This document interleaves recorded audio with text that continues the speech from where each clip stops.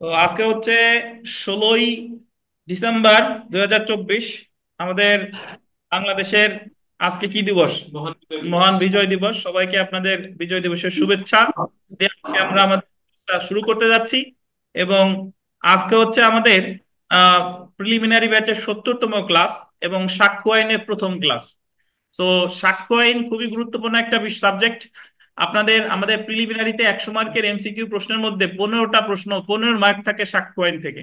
এবং আপনি যদি একটু, আমরা এখানে যতগুলো ক্লাস করব ইনশাল্লাহ এই ক্লাসগুলো যদি একটু মনোযোগ দিয়ে করেন, ক্লাস টেস্ট গুলো একটু দেন, এই 15-র মাঝে যে সবচেয়ে কম পড়াশোনা করবেন তারও 10 তোলা সম্ভব, যদি পড়ার আপনার ইচ্ছা থাকে। আর একটু ভালোভাবে পড়াশোনা করলে আরো 2-3টা পারা সম্ভব ইনশাল্লাহ। আমাদের তো 15-তে 15-র দরকার নাই, আমাদের 10, 11, 12 পাইলেই খুশি ইনশাল্লাহ। তো সাক্ষ্য থেকে ধরেন, আমি সবচেয়ে যদি এইভাবে বলি যে সাক্ষ্য আইন থেকে আমরা যদি, যে এখানে আমরা যারা সবচেয়ে কম পারি এরকম যদি কেউ 15 থেকে 10 পান, শুরুর দৃষ্টিতে পাইলাম ধরেন 7, তাহলে হয়ে গেল কত? 17। তাহলে আর আমার ভাগ থাকে কত? 33, নাকি 33 না? 33। জি স্যার। 33, এবং আমরা যদি যতগুলো বড় বড় সাবজেক্ট শেষ করে আসছি, ধরেন বড় বড় মধ্যে আছে দেওয়ানি কার্যবিধি। যে একেবারে কোনো দেওয়ানি কার্যবিধি পড়বেন না তারও 12 পাওয়া উচিত। তারপরে যে একেবারে ফৌজদারি পড়বেন না তারও 12 পাওয়া উচিত। যে দেওয়ানি পড়বেন না তারও 12 পাওয়া উচিত। তাহলে 3 × 12 = 36। 36 আর হলো এখানে কত? 17। 17, 36 আর 17 হচ্ছে আপনার 53। 53, আচ্ছা। 53।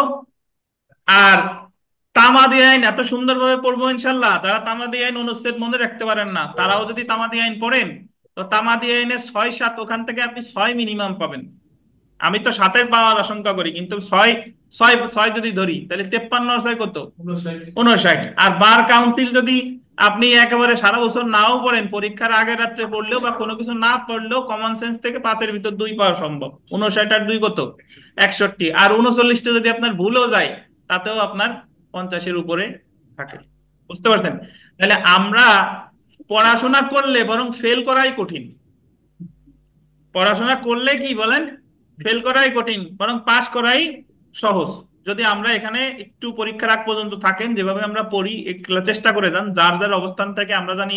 আমি জানি আপনারা সবাই কর্মজীবী, বিভিন্ন কাজ বাজ আছে, রেগুলার স্টুডেন্ট আমার এখানে কমই আছে, বা অনলাইনে যারা আছেন তাদেরও একই অবস্থা। চেষ্টা করে যান শেষ পর্যন্ত, মনে থাক বা না থাক, পড়তে পারেন বা না পারেন, ক্লাসে 2-1 দিন আসতে পারেন বা না পারেন, আপনার টার্গেট থাকবে হলো যাই হোক না কেন শেষ দিন পর্যন্ত আমি কি আমার সর্বস্ব চেষ্টা করে যাব। এবং আমি এখানে কখনো কোনোদিন, আমি পরীক্ষায় যদি শূন্যও পাই, মাইনাসও পাই, বা 100ও পাই, 100 পাইলেও খুশি হব না, মাইনাস পাইলেও কি হব না, হতাশ হব না, আমি আমার চেষ্টা করে দেবো। তাহলে আল্লাহ আপনাকে কবুল করে নিয়েছেন। ধন্যবাদ। আপনি স্যার। আমরা এখন আজকে শুরু করতে যাচ্ছি সাক্ষ্য আইন। আম, সাক্ষ্য আইন তো বললামই যে আমাদের 15 মার্ক থাকে। আমরা সাক্ষ্য আইন হচ্ছে সর্বপ্রথম একটু আলোচনা করে নিই। সাক্ষ্য আইন হচ্ছে একটা প্রসিডিউরাল ল। প্রসিডিউরাল ল বা পদ্ধতিগত আইন। এবং আমরা জানি যে এর আগেও বলেছি যে সমগ্র আইনকে 2টা ক্যাটাগরিতে ভাগ করা যায়। এক পাশে হচ্ছে আপনার সাবস্ট্যান্টিভ ল বা তত্ত্বগত আইন, আর এক পাশে আপনার প্রসিডিউরাল ল বা পদ্ধতিগত আইন। এখন প্রসিডিউরাল ল আসলে কাকে বলে? প্রসিডিউরাল ল সহজ কথা বলতে, প্রসিডিউর অর্থ কি? পদ্ধতি।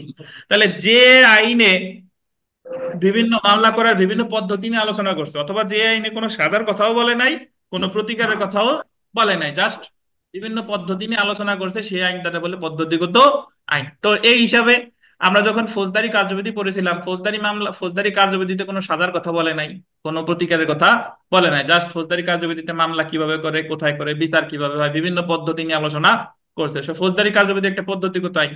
আবার দণ্ডবিধিতে শাস্তি আর প্রতিকার, শাস্তি নিয়ে আলোচনা করছে, কিন্তু শাস্তির মামলা কিভাবে করে ওই পদ্ধতি দণ্ডবিধিতে বলে নাই। সে দণ্ডবিধি হচ্ছে কি আইন? তত্ত্বগত আইন। ঠিক একই যে আমাদের দেওয়ানি, দেওয়ানি মামলার ক্ষেত্রে দেওয়ানি কার্যবিধি হচ্ছে হচ্ছে আপনার কি আইন?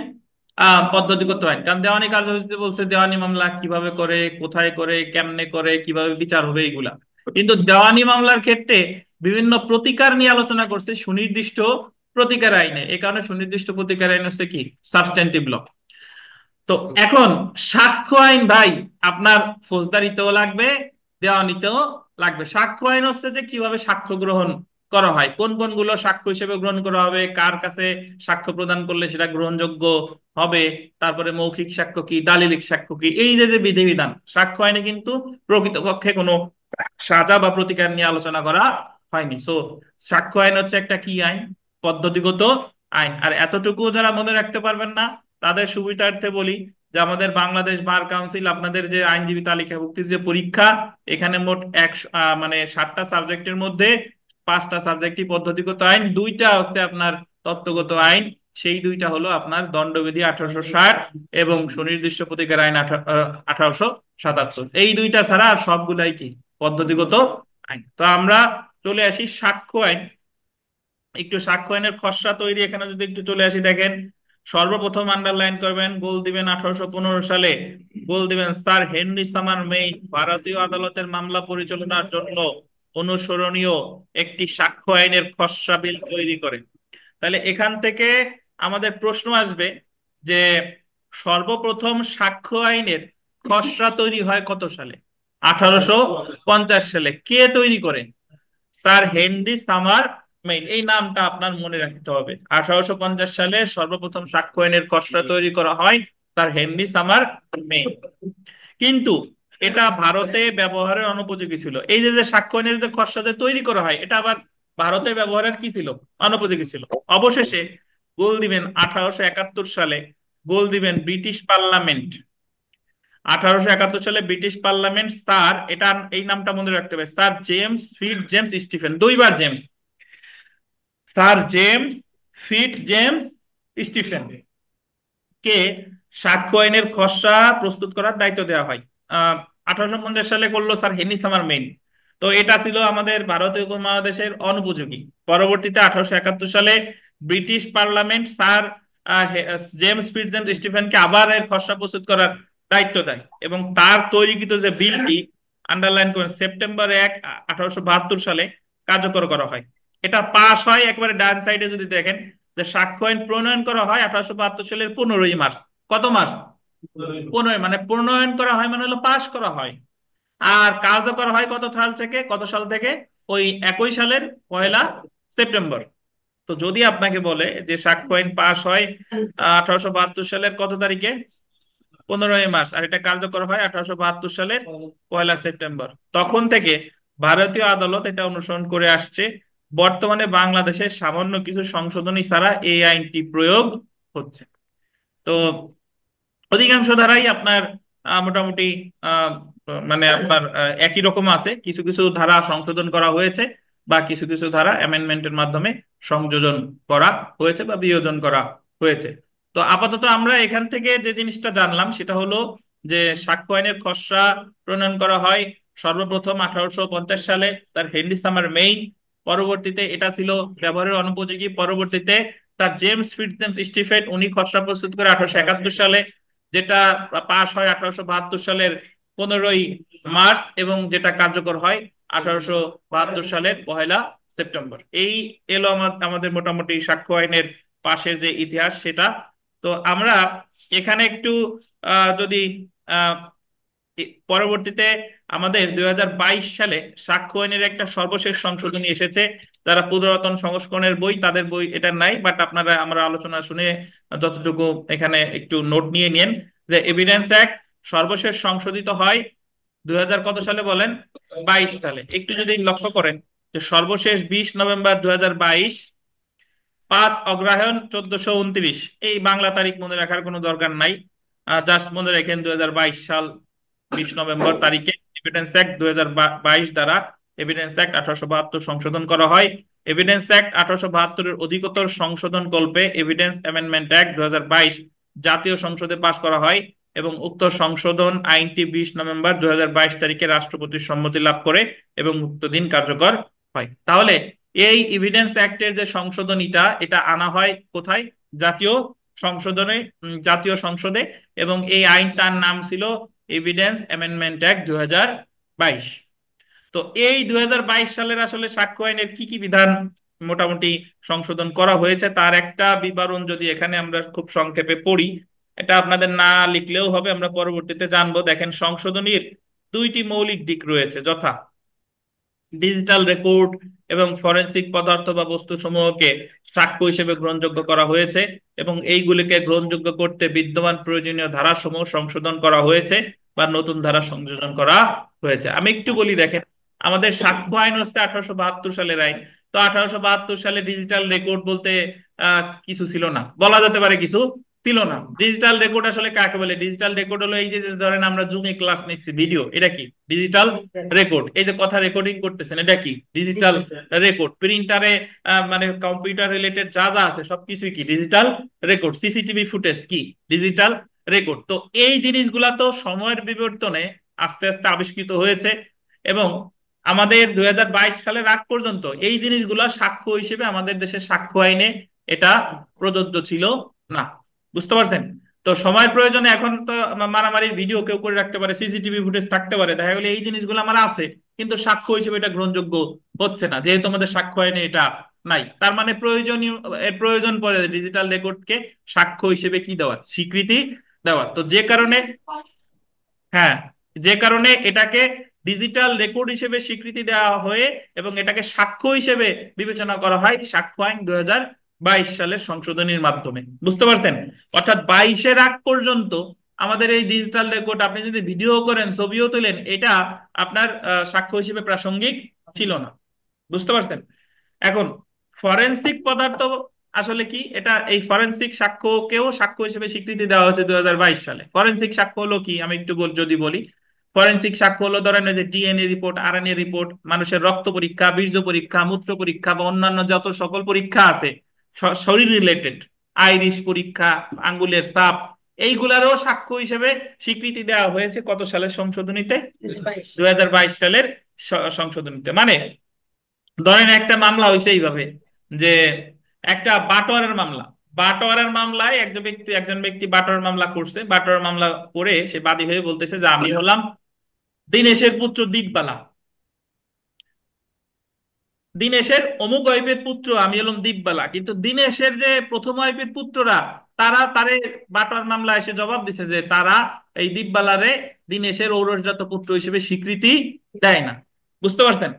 তখন দীপবালা ধরেন ডিএনএ রিপোর্ট সাবমিট করছে যে এই দেখেন যে দীনেশের ডিএনএ এর সাথে আমার ডিএনএ এর কি আছে, মিল আছে। সো এখন এর 2022 সালের আগে এই ডিএনএ রিপোর্ট কিন্তু মামলায় প্রাসঙ্গিক ছিল না, সাক্ষ্য হিসেবে গ্রহণযোগ্য হতো না। কিন্তু এখন এটা কি সাক্ষ্য হিসেবে গ্রহণ হয়েছে কত সালে? 2022 সালে। তো এই আর কি, আমরা সামনে ডিজিটাল রেকর্ড, ফরেনসিক সাক্ষ্য এগুলো বিস্তারিত পড়বো। তো যা আপাতত এতটুকু মনে রাখেন যে ডিজিটাল রেকর্ড, ফরেনসিক সাক্ষ্য বা পদার্থ, এগুলো সাক্ষ্য হিসেবে প্রাধান্য মানে সাক্ষ্য হিসেবে গ্রহণযোগ্য করা হয়েছে কত সালের সংশোধনীতে? 2022 সালের সংশোধনীতে। তারপরে দেখেন, ধর্ষণ বা ধর্ষণ চেষ্টা মামলায় ভুক্তভোগীকে তার সাধারণ গোল দিবেন অনৈতিক চরিত্র বা অতীত যৌন আচরণ নিয়ে প্রশ্ন করা সংক্রান্ত 115(4) ধারা বাতিল করে 146-3 উপধারায় নতুন বিধান যুক্ত করা হয়েছে। ফলে আদালতের অনুমতি ছাড়া ধর্ষণ বা ধর্ষণ চেষ্টা মামলায় জেরার সময় ভুক্তভোগীকে তার সাধারণ অনৈতিক চরিত্র বা অতীত যৌন আচরণ নিয়ে প্রশ্ন করা যাবে না। এটা আপনাদের না লিখলেও চলবে, আমরা সামনে পড়বো, যার বইতে নাই তার টেনশনের কিছু নাই। আমি একটু ব্যাখ্যা দিই, শুনেন। আমাদের সাক্ষ্য আইনের 146-3 ধারায় বলা হয়েছে যে সাক্ষীর চরিত্র সম্পর্কে প্রশ্ন করে, মানে তার প্রশ্ন করে তার বিশ্বাসযোগ্যতা সম্পর্কে প্রশ্ন তোলা যায়, চরিত্র সম্পর্কে আঘাত করে। চরিত্র সম্পর্কে আঘাত মানে ফিজিক্যাল অ্যাসল্ট না, মানে আপনার ঘুষি দেবে তা না। চরিত্র সম্পর্কে আঘাত মানে তোমার তো পেশাই হচ্ছে এই কাজ করা, তো ধর্ষণ তোমারে করে নাই, এই ধরনের কথা আগে বলতে পারতো। বুঝতে পারছেন? তার চরিত্র নিয়ে আঘাত করতে পারতো। এটা হলো কততে আছে? 146-3। আর 155(4) আছে যে ধর্ষণের মামলায় বা অন্যান্য মামলায় যে প্রমাণ করা যায় প্রসিকিউট্রিক্স, মানে বলা যেতে পারে যে ওই মহিলা এমনি ব্যভিচারিণী, যে ধর্ষণের মামলা করছে সে আগে থেকেই কি ব্যভিচারিণী, তার স্বভাব চরিত্রই এরকম। তো এখন আমাদের 2022 সালের সংশোধনীতে সাক্ষ্য আইনের 155 ধারাটা সেটা বাদ দেওয়া হয়েছে, যে কাউরে ব্যভিচারিণী হিসেবে দাবি করা যাবে না। আর 146-3 যেটা ছিল যে জেরার সময় চরিত্র সম্পর্কে প্রশ্ন করা যাবে কিনা, এটা এটা আছে। বাট এখন আপনি যদি ধর্ষণের মামলায় কারো চরিত্র নিয়ে প্রশ্ন করতে চান, তাহলে এখন আগে আদালতের অনুমতি লাগতো না, আগে আদালতের অনুমতি ছাড়াই আপনি চরিত্র নিয়ে প্রশ্ন করতে পারতেন। কিন্তু এখন ধর্ষণের মামলায় যদি আপনি যে ভিকটিম বা যে মামলা, তাকে যদি আপনি তার চরিত্র নিয়ে মানে প্রশ্ন করতে চান, তাহলে অবশ্যই কার অনুমতি লাগবে বলেন? আদালতের অনুমতি লাগবে। তাহলে 2022 সালের সংশোধনীর মাধ্যমে আহ সাক্ষ্য আইনের 115 যে সাবসেকশন 4 এটা বাদ দেওয়া হয়েছে, এবং 146-এর যে সাবসেকশন 3 এটা অ্যাপ্লিকেবল আছে। বাট এটা যদি আপনি প্রয়োগ করতে চান, তাহলে অনুমতি লাগবে কার? আদালতের। ধন্যবাদ। দেখেন, অর্থাৎ মামলায় জেরাকালে শুধুমাত্র আদালতের অনুমতি নিয়ে ন্যায় বিচারের স্বার্থে ধর্ষণ ও ধর্ষণের চেষ্টা মামলার ভিকটিমকে তার সাধারণ অনৈতিক চরিত্র বা অতীত যৌন আচরণ নিয়ে প্রশ্ন করার বিধান 146 দ্বারা সংরক্ষণ করা হয়েছে। তো এগুলা জাস্ট আপনাদের একটা মানে একটা সামারি বললা হলো যে মেইনলি সাক্ষ্য আইনের যে 2022 সালের সংশোধনীতে এই মেইন জিনিসগুলো সংযোজন বিয়োজন করা হয়েছে। তো এছাড়া আরো অনেক ধারা সংযোজন বিয়োজন করা হয়েছে, যা আমরা পর্যায়ক্রমে পড়ার সময় পাবো। তো আপাতত এতটুকু মনে রাখলেই হবে। জাস্ট মনে রাখবেন যে সাক্ষ্য আইনের সর্বশেষ সংশোধনী এসেছে 2022 সালে, যেখানে ডিজিটাল রেকর্ড, ফরেনসিক সাক্ষ্য এগুলো সংযোজন করা হয়েছে। 115-4 ধারাটা বাতিল করা হয়েছে, আর 146-3-এ স্পেশাল প্রভিশন যোগ করা হয়েছে। মানে আপনি যদি চরিত্র নিয়ে কোনো প্রশ্ন করতে চান, তাহলে অনুমতি লাগবে কার? আদালতের। ধন্যবাদ। এখন স্যার 155 না 15 স্যার? জি, 155-4। স্যার ওখানে 155। 155-4, ধন্যবাদ স্যার। 15। দেখেন, তো সাক্ষ্য আইন একটি পদ্ধতিগত আইন, এটার ব্যাখ্যা আমি অলরেডি দিয়েছি। দেখেন, এটি একটি পদ্ধতিগত আইন। এই আইনের মূল বিষয়বস্তু হলো আদালতে মামলার বিচার্য বিষয় প্রমাণের জন্য মামলার কোনো পক্ষ কোনো বিষয়ের উপর সাক্ষ্য দিতে পারে। কোন কোন বিষয়ের উপর সাক্ষ্য দিতে পারে, কোন সাক্ষ্যগুলো প্রাসঙ্গিক এবং গ্রহণযোগ্য, সাক্ষ্য সম্পর্কে আদালতের অনুমান, প্রমাণের ভার নির্ধারণ, সাক্ষ্য গ্রহণের ক্রম, জবানবন্দি, জেরা, পুনঃজবানবন্দি ইত্যাদি। সো আপনি মনে রাখবেন, সাক্ষ্য আইন হলো একটা কি আইন ভাই? পদ্ধতিগত আইন। তো সাক্ষ্য আইন যে ক্ষেত্রে প্রযোজ্য হয়, এই অংশটুকু পড়ার আগে আমরা একটু একেবারে ডান সাইডে উপরে তথ্যচিত্রে চলে আসি। দেখেন, তথ্যচিত্র যদি আমরা দেখি যে সাক্ষ্য আইনের খসড়া প্রস্তুতকারী হলো, আন্ডারলাইন করবেন, sir James Fitzjames Stephen. এবং ইংরেজি বানানটা একটু দেখেন, sir James Fitzjames Stephen, বানানটা দেখেন STPHEN। কেন দেখতে বললাম? একবার প্রশ্ন আসছিল, জাস্ট প্রশ্নে দুই জায়গায় স্টিফেন লেখা, এক জায়গা হলো STVEN আর এক জায়গা হলো STPHEN। তাহলে কি হবে? STPHEN। জি। তারপরে দেখেন, হ্যাঁ PH, STEPHN, ই তো অবশ্যই আছে। দেখেন তো,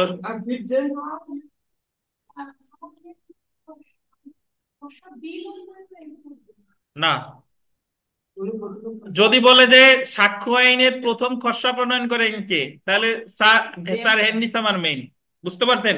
আর সর্বপ্রথম খসড়া প্রণয়ন করে এই প্রশ্ন আসে নাই। যদি এইভাবে প্রশ্ন আসে যে সাক্ষ্য আইনের খসড়া প্রণয়ন করে কে, তাহলে sir James Fitzjames Stephen. আচ্ছা, এটা দেখেন, সাক্ষ্য আইন প্রণয়ন করা হয় 1872 সালের গোল দিবেন 15ই মার্চ, এটা আমরা জানি। তারপরে দেখেন, 1872 সালের সাক্ষ্য আইনটি কার্যকর হয়, আন্ডারলাইন করেন, কার্যকর হয় 1872 সালের 1 সেপ্টেম্বর। তারপরে দেখেন, সাক্ষ্য আইনের গোল দিবেন মোট অংশ 3টি। এটা গোল দেন, মোট অংশ কয়টা? মানে এর যতগুলা ধারা আছে, এই ধারাগুলোরে ভাগ করছে কয় ভাগে? 3 ভাগে। এবং এটার অধ্যায় আছে 11টা, আন্ডারলাইন করেন, অধ্যায় আছে কয়টা? 11টা। তারপরে দেখেন, সাক্ষ্য আইনের মোট ধারা গোল দিবেন 167টি। কতটি ধারা ভাই? 167টি ধারা। এবং সাক্ষ্য আইন একটি পদ্ধতিগত আইন বা প্রসিডিউরাল ল বা অ্যাডজেক্টিভ ল।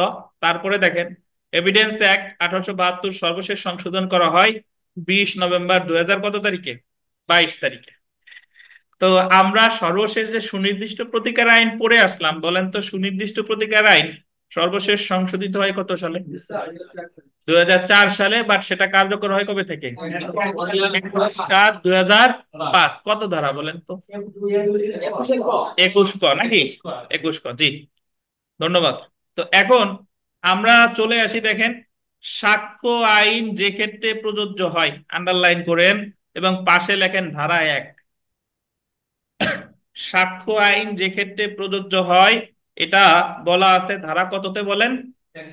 1 ধারা। তো এটা যদি আমরা একটু দেখি যে সাক্ষ্য আইন, আন্ডারলাইন করেন, আদালতের মধ্যে বা সম্মুখে সংগঠিত, আন্ডারলাইন করেন, সকল বিচারিক কার্যক্রমের ক্ষেত্রে, এমনকি গোল দিবেন কোর্ট মার্শালের ক্ষেত্রেও প্রযোজ্য। কোর্ট মার্শাল মানে হলো সামরিক বাহিনীর যে আদালত, সেটারে বলে কি কোর্ট মার্শাল, মানে তাদের সৈনিক বা অফিসার বা তাদের যে অভ্যন্তরীণ যে বিচারের যে ব্যবস্থা করা, সেই কোর্টটারে বলে কি কোর্ট মার্শাল। তো বলতেছে যে সাক্ষ্য আইন সকল বিচারিক কার্যক্রম, মানে বাংলাদেশে মোটামুটি যত জায়গায় বিচারিক কার্যক্রম আছে সব জায়গাতে প্রযোজ্য, এমন কিসের ক্ষেত্রেও প্রযোজ্য, কোর্ট মার্শালের ক্ষেত্রেও প্রযোজ্য।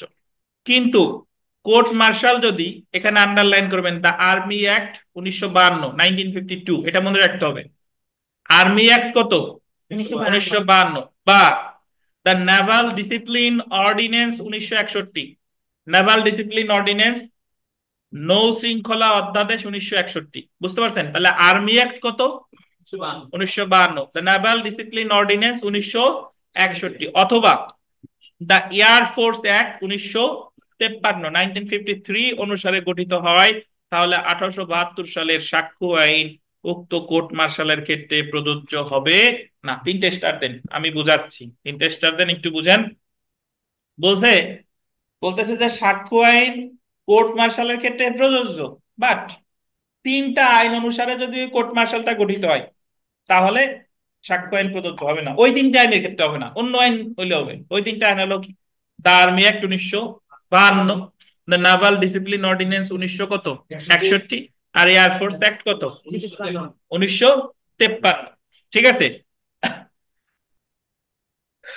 তো আপনি এখানে তিনটা আইনের নাম মনে রাখতে হবে, the army act 1952, naval discipline ordinance 1961, আর এয়ার ফোর্স অ্যাক্ট কত, 1953। এই তিনটার ক্ষেত্রে কোর্ট মার্শাল যদি গঠিত হয়, তাহলে সেটা প্রযোজ্য হবে না, সাক্ষ্য আইন প্রযোজ্য হবে না। এখন আমরা শুনেন, আমরা তো জানি যে আম, আহ, এই তিনটা ছাড়া যদি অন্য কোনো আইন দ্বারা গঠিত হয় আর কি, অন্য কোনো আইন দ্বারা, আমাদের যে আমরা ধরেন সাধারণ যে বিচার ব্যবস্থা, এই জায়গা কি মাত্র একটা আইন, ফৌজদারি কার্যবিধি তো পদ্ধতিগত আইন, বাট ফৌজদারি কার্যবিধি ছাড়াও তো অনেক পদ্ধতিগত বা অনেক মূল আইন আছে, যেমন দুর্নীতি দমন কমিশন আইনে ফৌজদারি কার্যবিধি লাগে না, সে একাই বুঝতে পারছেন? তো ঠিক একই ভাবে যে কোর্ট মার্শালে তো এই তিনটা আইন না, আরো অনেক আইন থাকতে পারে, বাট এই তিনটা আইন অনুসারে যদি কোর্ট মার্শাল গঠিত হয়, তাহলে আমাদের সাক্ষ্য আইন 1872 এই তিনটা আইনের ক্ষেত্রে প্রযোজ্য হবে না। ধন্যবাদ। এবং এই কথাগুলো বলা আছে কত ধারায়? এক ধারায়। তারপরে দেখেন যে সাক্ষ্য আইন যে ক্ষেত্রে প্রযোজ্য না, এটাও ওই এক ধারারই অংশ। কোন আদালত বা বিচারকের নিকট দাখিলকৃত কোন হলফনামা এর ক্ষেত্রে প্রযোজ্য না। হলফনামা হলে এফিডেভিট, এফিডেভিটের ক্ষেত্রে সাক্ষ্য আইন প্রযোজ্য হবে না। আপনারা মোটামুটি, অর্থাৎ এফিডেভিটের ক্ষেত্রে প্রযোজ্য হবে না, বা এফিডেভিটকে সাক্ষ্য হিসেবে ব্যবহার করা যাবে না। আপনারা যারা কোর্টে যান তারা জানেন যে এফিডেভিট করতে আলাদা এক জুডিশিয়াল ম্যাজিস্ট্রেটের দায়িত্বই আছে এফিডেভিট করা, নাকি? তো সেখানে আপনি যে বিষয়ে এফিডেভিট করেন, ওই সেই লোক দাঁড়ায়, উকিল সাহেবরা কাগজপত্র জমা দেন, বিচারক মহোদয় বা ম্যাজিস্ট্রেট মহোদয় উকিল সাহেবের কাছে প্রশ্ন করেন, অনেক সময় যে ওখানে আছে তারেও জিজ্ঞেস করে। তো এই যে যে কথাগুলো বলতেছে আহ ওই লোকের সাথে, সংশ্লিষ্ট লোকের সাথে, এই এই ক্ষেত্রে সাক্ষ্য আইন কি বলেন প্রযোজ্য হবে না। বা এফিডেভিট যদি, যখন এফিডেভিটটা করা হয়ে গেল, এফিডেভিট করা হয়ে গেল, তখন এটা আবার কি হিসেবে গ্রহণযোগ্য হবে না, সাক্ষ্য হিসেবেও গ্রহণযোগ্য হবে না। তো এফিডেভিটকে অনেকে আমি বলতে শুনছি এপিটেপিট বলে, এপিটোপিট। তো এপিটোপিট না, কিন্তু এটা এটা কি এফিডেভিট। তো বা বাংলায় বলে কি বলেন, হলফনামা।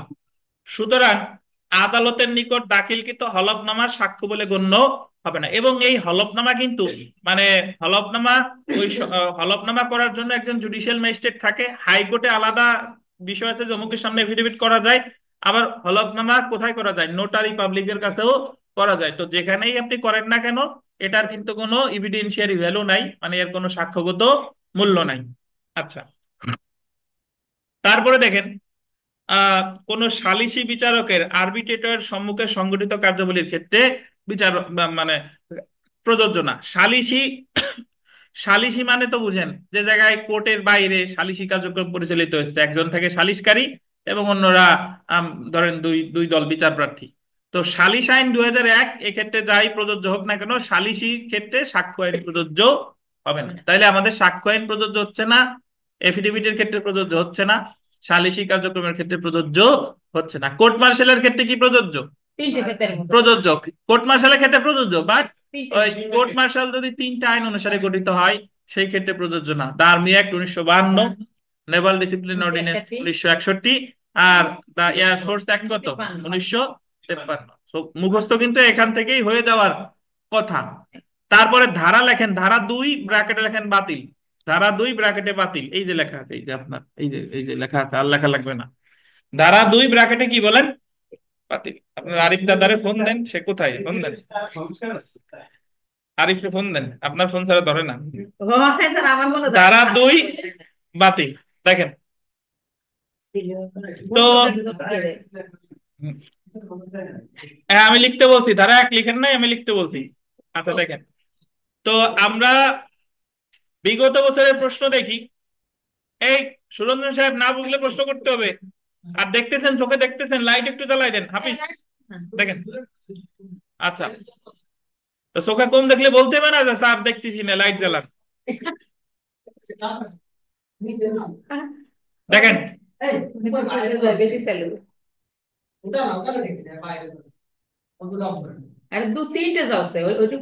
আচ্ছা, তো আমরা এখানে একটা এক নাম্বার পয়েন্টটা, 1 নম্বর প্রশ্নটা দেখেন। দ্য এভিডেন্স অ্যাক্ট 1872 প্রণয়ন করেন James Spencer, James Stuart, James Stephen, James Steven. বানান কিন্তু দেখেন, একটা আছে PACN আর একটা কি BEN। তাহলে উত্তর কোনটা হবে, PACN। বুঝতে পারছেন তো? যাই হোক, তো আমরা সেলফ প্র্যাকটিসে চলে আসি। ওই আপনারা তো লাইট জ্বালাইলেন না, আমি একটা গল্প মনে পড়ে গেল। প্রয়োজনের সময় যে কোনো কিছু প্রশ্ন মানে বলতে হয়। পরীক্ষা হলো তখন, হলো ওই যে আর্মির পরীক্ষা দিছিলাম, আইসিএসবি হলো 64 BM এর আইসিএসবি। তো আইসিএসবি আমাদের ওই পরীক্ষা দেয়া হলো, যে IQ টেস্ট শেষে, তারপরে PPDD ওই গুলা শেষে, দুপুরে আর কি, যে জায়গায় আমরা হল রুমে বসে আছি লাঞ্চের আগে। তো মোটামুটি বা লাঞ্চ করতে এমন সময়, লাঞ্চও শেষ এমন সময়, ওই যারা পরীক্ষার্থী আমরা, ওই যে ওনাদের তো ওই জায়গায় আছে, ওই যে আপনার ক্যান্টিন টাইপের আছে।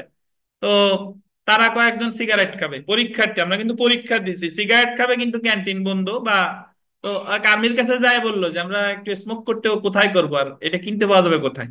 তো তারা আবার ওই লোকরে ঠিকই আইনে দিল, এবং তারা সিগারেট কিনে ঠিকই আবার ওই জায়গা টানতে গেল। বুঝতে পারছেন? তাহলে আমরা সাধারণ লোক মানে, সাধারণত তারা আমরা তো ওই জায়গায় পরীক্ষা দিতেই গেছি, তাহলে যারা এই কাজটা করছে তাদের অবশ্যই কি আছে বলেন, সাহস আছে বলতে। এটা তো কোনো অনৈতিক কোনো কাজ না, ওই জায়গা তো এমনিতেই আছে। কিন্তু আমরা হলে লজ্জায় কি বলেন, অধিকাংশ লোকই লজ্জায় কিন্তু বলতাম না।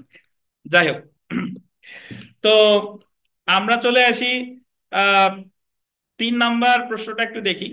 যে সাক্ষ্য আইন আহ 1872 কার্যকর হয়েছিল 1লা সেপ্টেম্বর। আর যদি বলে পাস হয় কবে, 15ই মার্চ কত, 1872। ধন্যবাদ। এবং আহ, পুরাতন বইতে নাই, নতুন বইতে যদি এটা একটু আপনারা পারবেন। দ্য এভিডেন্স অ্যাক্ট 1872 সংশোধন করতে প্রণীত আইনটি কি নামে পরিচিত? প্রণীত আইনটার নাম হচ্ছে এভিডেন্স অ্যামেন্ডমেন্ট অ্যাক্ট 2022। তো এটা গুরুত্বপূর্ণ। আর আহ 10 এবং 11 এই দুইটা প্রশ্ন গুরুত্বপূর্ণ। দেখেন 10 নাম্বার, যে 1872 সালে সাক্ষ্য আইন নিম্নলিখিত কোন আইনের অধীন গঠিত সামরিক আদালতের ক্ষেত্রে প্রযোজ্য না? আর্মি অ্যাক্ট 1900, এটা ভুল আছে, ইংলিশটা ভুল আছে, দেখেন 1962 লেখা, এই জায়গা হবে কত, আর্মি অ্যাক্ট, ওখানে 62 কেটে 52 লেখেন, লিখছেন। তারপরে দ্য নেভাল ডিসিপ্লিন অর্ডিন্যান্স, এটা হবে কত, 1961। আর বিমান বাহিনী আইন, দ্য এয়ারফোর্স অ্যাক্ট, এটা কত হবে, 1953। উপরের কি হবে, সবগুলা। তারপরে চলে আসেন 11 নম্বরে, যে সাক্ষ্য আইন প্রযোজ্য হবে না। সাক্ষ্য আইন, এটা আছে তো, কেন নাই, এটা আছে, দেখেন সাক্ষ্য আইন প্রযোজ্য হবে না। এই যে কি, 9 আর 11-তে কি হবে, প্রশ্ন আছে কি নাই সেটা দেখেন। সাক্ষ্য আইন প্রযোজ্য হবে না, কোন ক্ষেত্রে হবে না, কোন আদালত বা কর্মকর্তার নিকট দাখিলকৃত হলফনামার ক্ষেত্রে। আর একটা হচ্ছে কি বলেন, সালিসি কার্যধারায় বা আরবিট্রাল প্রসিডিংস এর ক্ষেত্রে। এই বিধিকা বলেন, কেউ বলবেন না, বিধিকা বলেন। রোয়েদাদ কাকে বলে, বিধিকা? জানি। রোয়েদাদ কাকে বলে বলেন, বিথিকা বলেন।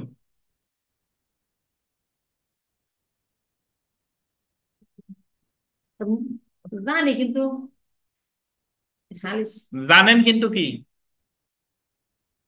এখন বুঝতে পারতেছি না স্যার। রুবেল, রোয়েদাদ মানে কাকে বলে? রুবেল বলেন। আমি পড়ছি তো রোয়েদার, কিন্তু আমি এই অনলাইনে কেউ জানেন রোয়েদাদ কাকে বলে? জানেন অনলাইনের কেউ? জি স্যার, জি স্যার, রোয়েদাদ হলো স্যার এই সালিসি আদালতের সিদ্ধান্ত স্যার। এক্স্যাক্টলি, সালিসি কার্যক্রমে যে সিদ্ধান্ত গ্রহণ করা হয় সেটাকে কি বলে? হাল ছাড়ি নেই। যদি আর যতদিন না পারবেন না ততদিন পড়াইতে থাকবো, ঠিক আছে? আমি তো বলছি তো পড়ছি অনেকবার। আপনি আসলে আমার দোয়ার খোলা, মানে আপনি যদি যদি আর 5-10 বছরও আপনার রোয়েদাদ পড়ানো লাগে, আমি ইনশাল্লাহ পড়াই দেবো। ওই দেখেন স্যার কি বলেন, দেখেন, কথা কানের পর একখানের পরে। তা বলবোটা কি, আপনি এতদিন স্যার আমি পরে যদি বুঝতেছি আপনার বলে যে রোহিদাত কি, আপনি পারতেছেন না, কেন পারবেন স্যার না? আমি বুঝতেছি না, আমি করতেছি না, কেন বুঝছি। পারবেন না কেন? স্যার, সবসময় আচ্ছা দেখেন, তো আমরা আমরা চলে আসি সংজ্ঞা সমূহ। রোহিদাদের ভাই তায়েদাদ নাকি?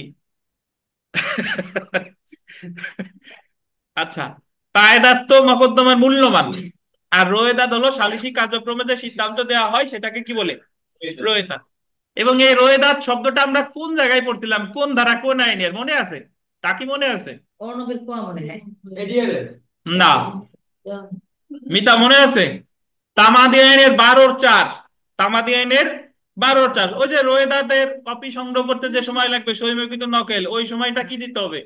বাদ দিতে হবে। দেখেন, থাকবে থাকবে আস্তে আস্তে দেখেন। ঠিক আছে। তো আমরা চলে আসি তামাদি আইনে, সরি, আহ সাক্ষ্য আইনের 3 ধারা ভাই। তো প্রতিটা আইনের একটা সংজ্ঞার ধারা থাকে, ডেফিনেশন ক্লজ থাকে। ডেফিনেশন ক্লজ থাকে, যেরকম আমরা প্রথমে শুরু করেছিলাম ফৌজদারি কার্যবিধি দিয়ে। ফৌজদারি কার্যবিধির ডেফিনেশন ক্লজ হলো 4। 4 ধারায় সকল সংজ্ঞা আলোচনা করা হয়েছে। তারপরে পড়েছিলাম দণ্ডবিধি। দণ্ডবিধি আছে 6 থেকে 52 ক। সকল সংজ্ঞা দিছে 6 ধারা থেকে 52 ক ধারা পর্যন্ত। তারপরে পড়ছি আমরা দেওয়ানি কার্যবিধি। কত ধারা? 2 ধারা। দেওয়ানি কার্যবিধির সকল সংজ্ঞা কত ধারায়? 2 ধারায়। তারপরে পড়ছি সুনির্দিষ্ট প্রতিকার আইন, সকল সংজ্ঞা কত ধারায়? 3 ধারা না? 3 ধারা, 3 ধারায়। এরপরে আমরা আজকে থেকে শুরু করলাম যে সাক্ষ্য আইন। তো সাক্ষ্য আইনেরও সকল সংজ্ঞা দেওয়া হয়েছে কত ধারায়? 3 ধারায়। এবং সাক্ষ্য আইনের একটা মজার বিষয় হলো যে সাক্ষ্য আইনে ভাই ওই 3 ধারার কোনো উপধারা নাই। মানে সকল সংজ্ঞাই 3-এর মধ্যে, এমন না যে 3-এর ক, 3-এর খ, 3-এর গ, বা 3-এর 1, 3-এর 2, 3-এর 4, এরকম কিছু নাই। সাক্ষ্য আইনের যে কোনো সংজ্ঞাই আসলে শুধু ধারা কত?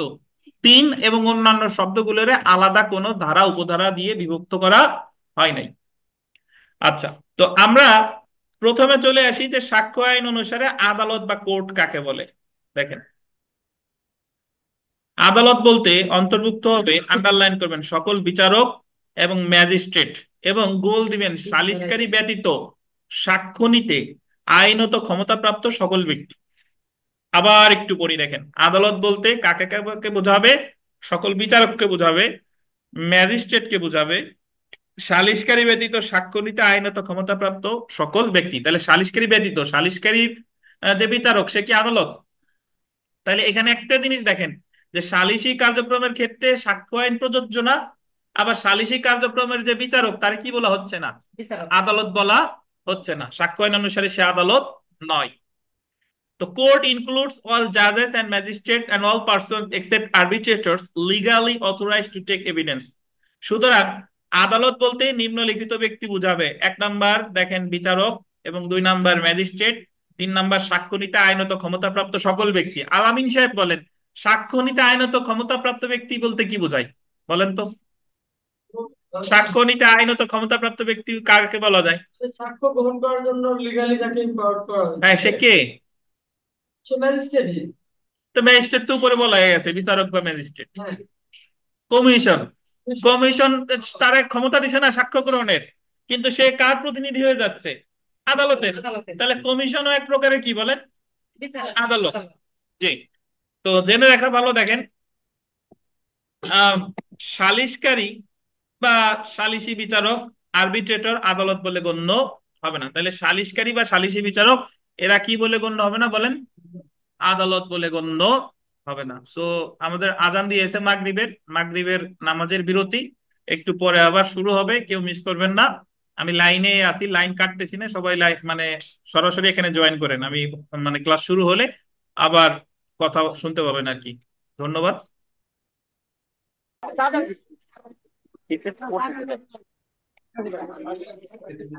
তো বিরতির পরে আমরা ক্লাস শুরু করি। সেটা তো শুরু করছেন তো জানি। অনলাইনে যারা আছেন আপনারা শুনতে পাচ্ছেন? জি স্যার, শোনা যাচ্ছে। ধন্যবাদ। তাহলে ক্লাসে কথা বলেন না, দেখেন আমরা ক্লাস করি। তো আমরা জেনে রাখা ভালোতে দেখি, জেনে রাখা ভালো পড়লাম। তথ্য বা ঘটনা, এটা একটু দেখি। তথ্য বা ঘটনা, ফ্যাক্ট। ঘটনা বা তথ্য অর্থ হলো এমন কোন ঘটনা বা তথ্য যা ঘটেছে বা বিদ্যমান ছিল বলে জানা যায়। সাক্ষ্য আইনের 3 ধারায় তথ্য বা ঘটনা বলতেন 2 প্রকার। সাক্ষ্য আইনের 3 ধারায় বলছে যে তথ্য বা ঘটনা হলো কয় প্রকার? 2 প্রকার। কি কি একটা দেখেন। একটাকে বলছে ইন্দ্রিয় গ্রাহ্য বিষয়, ফিজিক্যাল ফ্যাক্ট। ইন্দ্রিয় গ্রাহ্যের ইংরেজি কি? ফিজিক্যাল। করিম খায়রুলকে পিস্তল দিয়ে আঘাত করেছে। এটা একটা ইন্দ্রিয় গ্রাহ্য বিষয় হবে। বুঝতে পারছেন? এটি একটি ঘটনা। এখন এই ঘটনারে আমরা ভাগ করেছিলাম কয় ভাগে? 2 ভাগে। একটা হলো ইন্দ্রিয় গ্রাহ্য। তাহলে ইন্দ্রিয় গ্রাহ্য মানে হলো ইংরেজি কি? ফিজিক্যাল। ইন্দ্রিয় গ্রাহ্যের আর এক বাংলা হলো শরীর সম্বন্ধীয়। ধরেন ফিজিক্যাল মানে শরীর না, তো শারীরিক আর কি। তো একজন যদি আর একজনের একটা ঘুষি দেয়, একজন আর একজনের গুলি করলো, একজন আর একজনের একটা সিমটি দিল, একজন আর একজনের ঠেলে ফেলে দিল, এটার হলো কি বলে? ইন্দ্রিয় গ্রাহ্য বিষয় বা ফিজিক্যাল ফ্যাক্ট। পরেরটা দেখেন, মানসিক বা মনস্তাত্ত্বিক বিষয়, সাইকোলজিক্যাল ফ্যাক্ট। সাইকোলজিক্যাল ফ্যাক্ট মানে আপনি কারো ধাক্কা টাকা কিছু দেন নাই, কিন্তু আপনার মনে মনে কাউরে ধাক্কা দেওয়ার অভিপ্রায় আছে, বা মনে মনে রাগ পুষে রাখছেন, মনে মনে একটা কুচিন্তা রাখছেন, তো এটারে বলে কি? Psychological fact. যেরকম দেখেন অভিপ্রায়, জ্ঞান, সরল বিশ্বাস ইত্যাদি হলো কি? Psychological fact. তো আমরা একটু যদি উদাহরণটা পড়ি আরো ভালো বুঝবেন। দেখেন, করিম খায়রুলকে পিস্তল দিয়ে গুলি করেছে।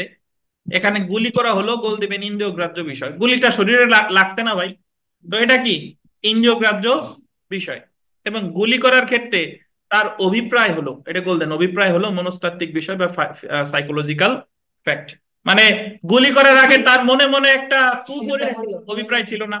মনের যে কুপরিকল্পনা, মেনস্ট্রিয়া গিলটি মাইন্ড, বা তার যে ইচ্ছা, সবসময় যে কুপরিকল্পনা থাকবে বিষয়টা তা না। অন্য কোনো ক্ষেত্রেও যদি থাকে, তার মনে মনে যে ইচ্ছাগুলি করার, এই ইচ্ছাটাকে কি বলে? Psychological fact. তাহলে বিথিকা আরিফ সাহেবদের ধাক্কা দিয়ে ফেলে দিছে। তো এখানে ধাক্কা দিয়ে ফেলাটা হলো কি? ফিজিক্যাল ফ্যাক্ট বা ইন্দ্রিয় গ্রাহ্য বিষয়। আর ধাক্কা দেওয়ার যে পরিকল্পনা বা কেন ধাক্কা দিল, এই যে যে কারণটা, এটার কি বলে? Psychological fact. বুঝতে পারছেন?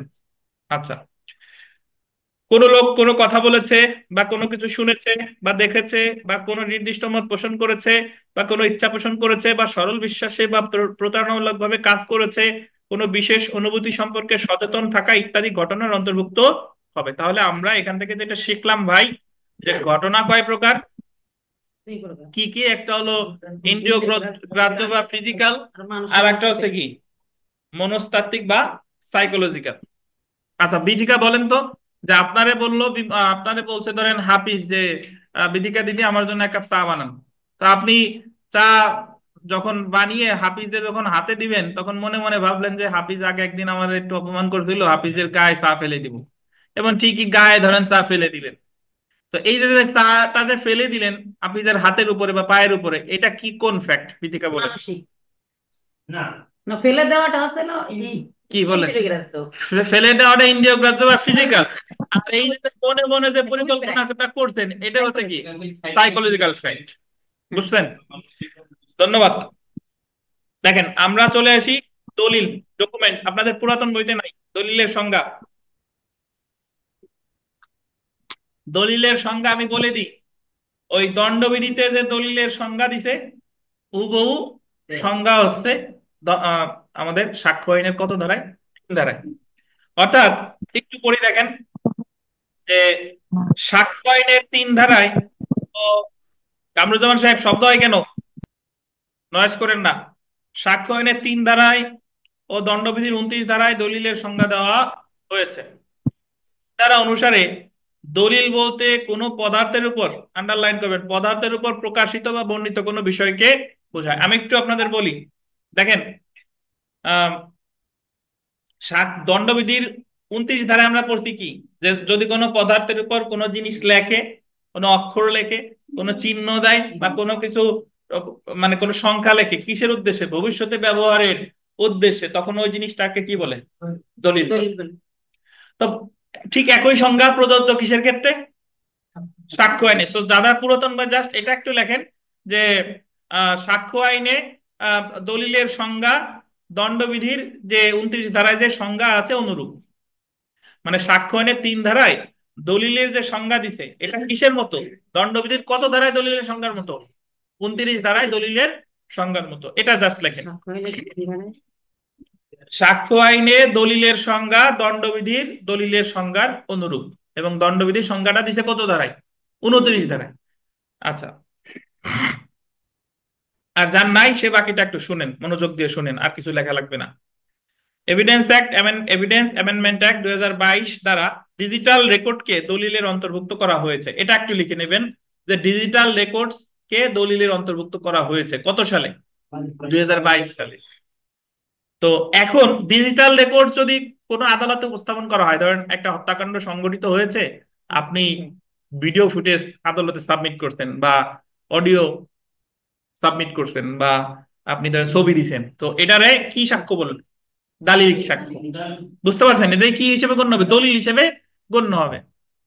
কারণ 2022 সালের যে সংশোধনী, সেই সংশোধনী অনুযায়ী ডিজিটাল রেকর্ড হচ্ছে এক প্রকারের কি বলেন? দলিল। তো কোনো পদার্থের উপর প্রকাশিত বা বর্ণিত কোনো বিষয় দলিল হিসেবে গণ্য হবে যদি সেটা 3 ধারায় উল্লেখিত পন্থায় প্রকাশিত বা বর্ণিত হয়। 3 ধারায় কি কি বলছে একটু দেখি, দেখেন। 3 ধারা অনুসারে কোনো বিষয় দলিল হিসেবে গণ্য হতে নিম্নলিখিত শর্ত পূরণ হতে হবে। 1, কোনো পদার্থের উপর প্রকাশিত বা বর্ণিত বিষয় হতে হবে। পদার্থ, পদার্থ হতে পারে সেটা আপনার কাগজের উপর, পাথরের উপর, স্টিলের উপর, মাটির উপর, এমনকি চামড়ার উপরে হতে পারে। চামড়ার উপর লেখে না, ওই যে ট্যাটু আঁকে, ওটাও এক ধরনের কি? দলিল। কারণ রুবেল তার সাবেক প্রেমিকার নাম লিখলো, তো এটাও এক প্রকার কি হয়ে গেল? দলিল। তারপরে দেখেন, উক্ত বিষয় উক্ত পদার্থের উপর প্রকাশ বা বর্ণনা করা হয়েছে কোনো অক্ষর, সংখ্যা বা চিহ্নের সাহায্যে। কোনো অক্ষর, সংখ্যা অথবা কি চিহ্নের সাহায্যে, উক্ত পন্থা সমূহের একাধিক পন্থা, অথবা অক্ষর, সংখ্যা, চিহ্ন সবগুলোও থাকতে পারে। এবং উক্ত বিষয় লিপিবদ্ধ করার উদ্দেশ্যে উক্ত পন্থা সমূহ, আন্ডারলাইন করতে হবে, ব্যবহার করার অভিপ্রায় ছিল বা ব্যবহৃত হতে পারে। মানে আপনি যখন এই জিনিসটা লিখেছেন তখন এটা ব্যবহার করার অভিপ্রায় ছিল, বা আপনি জানতেন যে আপনি যে জিনিসগুলো লিখেছেন এটা ভবিষ্যতে ব্যবহৃত হতে পারে। তো এখন আমরা চলে আসি যে 3 ধারায় প্রদত্ত দলিলের সংজ্ঞায় সকল গুরুত্বপূর্ণ পদার্থ অন্তর্ভুক্ত করা হয়েছে যার উপর লেখার মাধ্যমে বা প্রচলিত ছাপ বা চিহ্নের অন্য কোনো ধরন দ্বারা মানুষের চিন্তা বর্ণনা করা যায়। লিখিত যে কোনো জিনিস দলিল। লিখিত যে কোনো জিনিস দলিল। যদি সেটা চীনা ভাষায় হয় তো চীনা ভাষার দলিল, সেটাও দলিল। লিখিত যে কোনো জিনিসই কি? দলিল।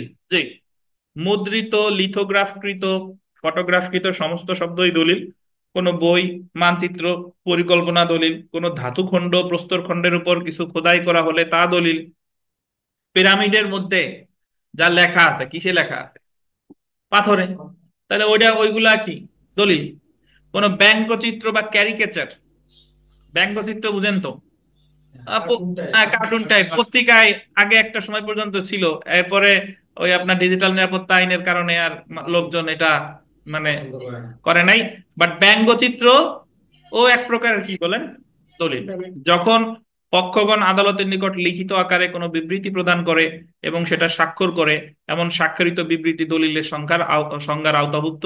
চুক্তির শর্তাবলী, যে ক্ষেত্রে কোনো পদার্থের উপর যেমন কাগজে লেখা হয়, সেক্ষেত্রে এমন শর্তাবলী যুক্ত কাগজটি দলিল হিসেবে গণ্য হবে। আপনাদের এগুলা কিছু দরকার নাই, জাস্ট এমনি শুনে যান আর কি। The information and communication technology act 2006, মানে এই যে আপনার আইসিটি অ্যাক্ট বলে না, তথ্য ও প্রযুক্তি আইন, এর 87 ধারা অনুসারে ইলেকট্রনিক মেশিন প্রযুক্তি দ্বারা প্রস্তুতকৃত বা সৃজিত যে কোনো বিষয় দলিল হিসেবে গণ্য হবে। অনুরূপভাবে এভিডেন্স অ্যামেন্ডমেন্ট অ্যাক্ট 2022 দ্বারা ইলেকট্রনিক বা ডিজিটাল পন্থায়, যেমন কম্পিউটারের স্মৃতি মানে হলো মেমোরি, হার্ড ডিস্ক বা আপনার সলিড স্টেট ড্রাইভ। আপনাদের ফোনে কি আছে, মেমোরি কার্ড আছে না, বা ওইটা ওই কম্পিউটার স্মৃতি, ফোনের স্মৃতি একই। সেল ফোন, ডিভিডি, সিসিটিভি দিয়ে ধারণকৃত রেকর্ড সমূহ দলিলের অন্তর্ভুক্ত হবে। সুতরাং কম্পিউটারে প্রস্তুতকৃত যে কোনো লেখা, সিসিটিভির ভিডিও, মোবাইলে ধারণকৃত ছবি ভিডিও, ওয়েবসাইটে প্রকাশিত গেজেট ইত্যাদি ডিজিটাল রেকর্ড মর্মে গণ্য হবে। এগুলো সাক্ষ্য আইন অনুসারে দলিলের অন্তর্ভুক্ত হবে। তাহলে আপনার যেটা মনে রাখতে হবে যে দলিলের সংজ্ঞা দিছে কত ধারায়, 3 ধারায়। দলিল কাকে বলে? কোনো পদার্থের উপর যদি কোনো অঙ্ক লেখা হয়, সংখ্যা লেখা হয়, বা কোনো লেখা লেখা হয়, সেটাই হচ্ছে কি দলিল। দলিল। তবে এটা তার ব্যবহারের উদ্দেশ্য ছিল বা ভবিষ্যতে ব্যবহার করা হতে পারে। আর বর্তমানে 2022 সালের সংশোধনী অনুসারে ডিজিটাল রেকর্ড যেগুলো, সেগুলো দলিল। এখন আপনারা যারা ডিজিটাল রেকর্ডস বুঝেন না, সেগুলো ওই যে বললাম, আপনি মোবাইল দিয়ে যে ছবি তুলেন, এটা কি ডিজিটাল রেকর্ডস। যে কথা রেকর্ড করেন, এটা কি ডিজিটাল রেকর্ডস। যে ভিডিও করেন, এটা কি ডিজিটাল রেকর্ডস। ওই যে সিসিটিভি ফুটেজ, এটা কি ডিজিটাল ডিজিটাল। রেকর্ডস। তো এগুলাই সবকিছুই দলিল হিসেবে গণ্য হবে, কারণ 2022 সালের সংশোধনী অনুসারে ডিজিটাল রেকর্ডও কি বলেন, দলিল। ধন্যবাদ। তো বিগত বছরের প্রশ্ন যদি আমরা দেখি, 2022 সালের পরীক্ষা একটা প্রশ্ন এসেছিল, দ্য এভিডেন্স অ্যাক্ট 1872 অনুযায়ী নিম্নের কোনটি সঠিক নয়? মানচিত্র একটি দলিল, এটা কি সঠিক নাকি বলেন তো? সঠিক। সঠিক স্যার, এটা তো মুদ্রিত বই একটি দলিল, এটাও কি সঠিক। বেসরকারি দপ্তরের হিসাব বই একটি কি দলিল। দলিল। ব্যঙ্গচিত্র দলিল নয়, এটা কি সঠিক? এটাও দলিল। তো ব্যঙ্গচিত্র দলিল নয়, তার মানে এটা কি সঠিক না নাকি? কারণ আমরা জানি ব্যঙ্গচিত্র দলিল। আঁকলেও তো সেটা কি দলিল। দলিল, কিন্তু কিন্তু এখানে বলছে যে দলিল না, তার মানে এটা কি সঠিক না? সঠিক না। তো আমরা একটু যদি এই অংশটুকু দেখি, ডিজিটাল রেকর্ড বা ইলেকট্রনিক রেকর্ড, ডিজিটাল রেকর্ড আর ইলেকট্রনিক রেকর্ড আসলে কাকে বলে। আমি একটু আগেই বললাম যে ডিজিটাল রেকর্ড আসলে কি কি বিষয়গুলি ডিজিটাল রেকর্ড হিসেবে গণ্য হতে পারে। তারপরে দেখেন এভিডেন্স অ্যাক্ট অ্যামেন্ডমেন্ট অ্যাক্ট 2022 দ্বারা এভিডেন্স অ্যাক্ট 1872-এর 3 ধারায় ডিজিটাল রেকর্ড বা ইলেকট্রনিক রেকর্ডের সংজ্ঞা যুক্ত করা হয়েছে। তার মানে আপনারা এটা এটা তো বুঝতে পারেন যে যদি বলে অমুক জিনিসের সংজ্ঞা সাক্ষ্য আইনের কত ধারায় দিচ্ছে, কত ধারায়? 3 ধারায়। 3-এর 1, 2, 3 কত ধারায়? 3 ধারা। ওই জায়গায় কোনো সাবসেকশন নাই।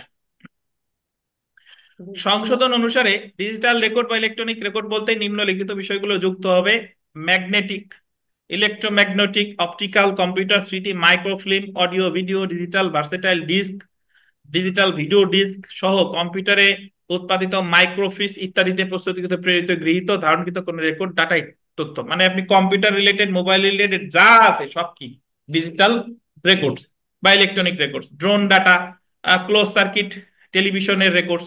ড্রোন ড্রোন চিনেন? ওই যে উপরে উড়ে যায়, তা ওই উড়ে উড়ে ছবি তোলে, যে থেকে বলছে উড়ে উড়ে উড়ে ছবি তোলে, জি। তো উড়ে উড়ে যে ছবি তোলে, তো ড্রোনের যে ডেটা আছে সেটাও কি ডিজিটাল রেকর্ডস। তারপরে সেলফোন, সেলফোন মানে হলো মোবাইল ফোন, ঠিক আছে। হার্ডওয়্যার, সফটওয়্যার, ডিজিটাল নিরাপত্তা আইন 2018-তে সংজ্ঞায়িত অন্য কোনো ডিজিটাল ডিভাইসের কোনো রেকর্ডস ডিজিটাল রেকর্ড বা ইলেকট্রনিক রেকর্ডস মর্মে গণ্য হবে। তাহলে ডিজিটাল রেকর্ডস এর আরেকটা নাম কি? Electronic record. ডিজিটাল রেকর্ডস এর আরেকটা নাম কি?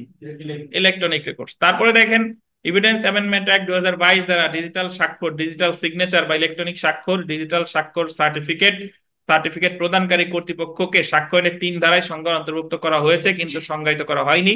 দরকার নাই, জাস্ট শুনে যান। তথ্য ও যোগাযোগ প্রযুক্তি আইন 2006 ডিজিটাল স্বাক্ষর বা ইলেকট্রনিক স্বাক্ষর, ডিজিটাল স্বাক্ষর সার্টিফিকেট, সার্টিফিকেট প্রদানকারী কর্তৃপক্ষের যেরূপ সংজ্ঞা দেওয়া হয়েছে অনুরূপ সংজ্ঞা সাক্ষ্য আইনের ক্ষেত্রে প্রযোজ্য হবে। ডিজিটাল সিগনেচার আসলে কারা বলে? আপনারা যারা পরীক্ষা তো মোটামুটি সবাই দিচ্ছেন, বা যারা দেন নাই তারা তো রেজিস্ট্রেশন কার্ড পাইছেন। তো ওখানে দেখবেন যে আপনি যখন রেজিস্ট্রেশন কার্ড পাইছেন, দেখবেন যে ওই জায়গায় বার কাউন্সিলের সচিবের একটা সিগনেচার আছে, অথবা যে কন্ট্রোলারের একটা সিগনেচার আছে, ওটাই কি ডিজিটাল সিগনেচার। বুঝতে পারছেন? তো ডিজিটাল সিগনেচারও এক প্রকারের কি ডিজিটাল রেকর্ড। জি। তো এই ডিজিটাল সিগনেচার বা ডিজিটাল সিগনেচার যে কর্তৃপক্ষ, যে যারা এই ডিজিটাল সিগনেচার যে প্রত্যয়নকারী কর্তৃপক্ষ, তাদের কোনো সংজ্ঞা সাক্ষ্য দেওয়া হয়নি। সাক্ষ্য জাস্ট বলে দিছে যে তথ্য প্রযুক্তি আইনে ডিজিটাল সিগনেচারের যে সংজ্ঞা দেওয়া হয়েছে সাক্ষ্য আইন অনুসারে সেই সংজ্ঞাকেই বোঝাবে। বুঝেন নাই?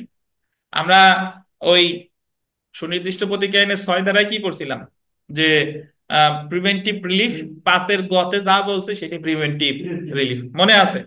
ঠিক একই ভাবে বলছে যে ডিজিটাল সিগনেচার এর কোনো সংজ্ঞা সাক্ষ্য আইনে দেওয়া হয়নি, তবে অমুক আইনে যে সংজ্ঞা আছে সেই সংজ্ঞাই সাক্ষ্য আইনের ক্ষেত্রেও কি প্রযোজ্য।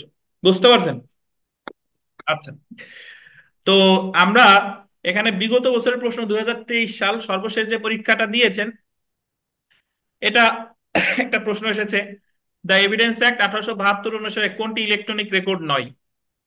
ইলেকট্রনিক রেকর্ড নয় মানে কি ডিজিটাল রেকর্ড নয়, কারণ ডিজিটাল রেকর্ডের আর একটা নাম কি? Electronic record. তাহলে আপনি যারা একটু বুদ্ধিমান তার বোঝা মানে সে উত্তর করতে পারতেন। দেখেন সফট ডাটা, সফট ডাটা বলতে বোঝাচ্ছে ওই যে আমি আপনাদের মোবাইলে যে যা দেই সেটাই সফট ডাটা। সফট ডেটা, মোবাইলে ভিডিও দেখতেছেন বা আপনাদের এই যে পিডিএফ দিই, এটা সফট ডেটা। এটা একটা ডিজিটাল রেকর্ড বা electronic record. Drone data, data বলতে এটাও কি ডিজিটাল রেকর্ড। তারপরে সিসিটিভি ফুটেজ, এটাও ডিজিটাল রেকর্ড। কিন্তু বলছে ডিএনএ ডেটা। ডিএনএ ডেটা আসলে কি? ডিএনএ হলো ডিঅক্সিরাইবো নিউক্লিক অ্যাসিড। ডিএনএ হলো মানুষের শরীর সম্বন্ধীয়। ওই যে ডিএনএ দেখা গেল যে ধর্ষণের মামলায় আমাদের নারী ও শিশু নির্যাতন দমন আইনে করা হয়েছে যে ভিকটিম আর যে অপরাধী দুইজনের ডিএনএ টেস্ট করা এখন বাধ্যতামূলক। মানে যে অপরাধটা করছে তার ডিএনএ ওই ভিকটিমের শরীরে আছে কিনা, তাইলে যদি আছে তাহলে বোঝা যায় যে ধর্ষণটা অবশ্যই সম্পাদিত হয়েছে। তার মানে এটাই কিন্তু যে ডিএনএ, আরএনএ, রক্ত পরীক্ষা, বীর্য পরীক্ষা, মূত্র পরীক্ষা, শরীরের যত প্রকার পরীক্ষা আছে, পোস্টমর্টেম রিপোর্ট, এগুলা কিন্তু আপনার ডিজিটাল রেকর্ড না। এটা আমরা একটু পরেই পড়বানি, এটা হলো ফরেনসিক সাক্ষ্য বা শরীর সম্বন্ধীয় সাক্ষ্য। তো কম্পিউটার রিলেটেড, মোবাইল রিলেটেড, এই যন্ত্র রিলেটেড হইলে এটা হলো ডিজিটাল রেকর্ড। আর শরীর সম্পর্কিত হইলে সেটা কি? ফরেনসিক সাক্ষ্য। তো এখানে ডিএনএ ডেটা কি বলেন? ডিজিটাল রেকর্ড না, বা ম্যাগনেটিক বা ইলেকট্রনিক রেকর্ড নয়। তো এখানে ব্যাখ্যাটা যদি আমরা পড়ি, ব্যাখ্যা দেখেন যে ড্রোন ডেটা বা close circuit television, CCTV footage, সব ডেটা যেমন অডিও, ভিডিও ইত্যাদি ইলেকট্রনিক রেকর্ড। ডিএনএ, ডিঅক্সিরাইবো ইত্যাদি হচ্ছে ইলেকট্রনিক রেকর্ড। ডিএনএ বা ডিঅক্সিরাইবো নিউক্লিক অ্যাসিড মানুষের দেহে রক্ত, চুল, বীর্য এছাড়াও একবার বা দুবার পরা জামা কাপড় থেকেও সংগ্রহ করা যেতে পারে। এটা শরীর সম্বন্ধীয় বা ফরেনসিক সাক্ষ্য মর্মে গণ্য হয়। অপরাধীকে শনাক্তকরণের ক্ষেত্রে এটা ব্যবহৃত হয়। এখন ডিএনএ পরীক্ষার জন্য নমুনা লাগে। কি লাগে বলেন? নমুনা। এখন এই নমুনাটা অপরাধীর রক্ত থেকে পাওয়া যায়, চুল থেকে পাওয়া যায়, বীর্য থেকে পাওয়া যায়, অথবা ধরেন তার রক্ত, চুল, বীর্য নেওয়ার কোনো সুযোগ নাই, লালা থেকে পাওয়া যায়, অথবা তাও যদি না থাকে, সে যদি কোনো জামা কাপড় একবার দুইবার পরে থাকে, সেই জায়গা থেকেও ডিএনএ নমুনা নেওয়া যায়। যাই হোক, কোনো প্রশ্ন আছে কিনা আপনাদের?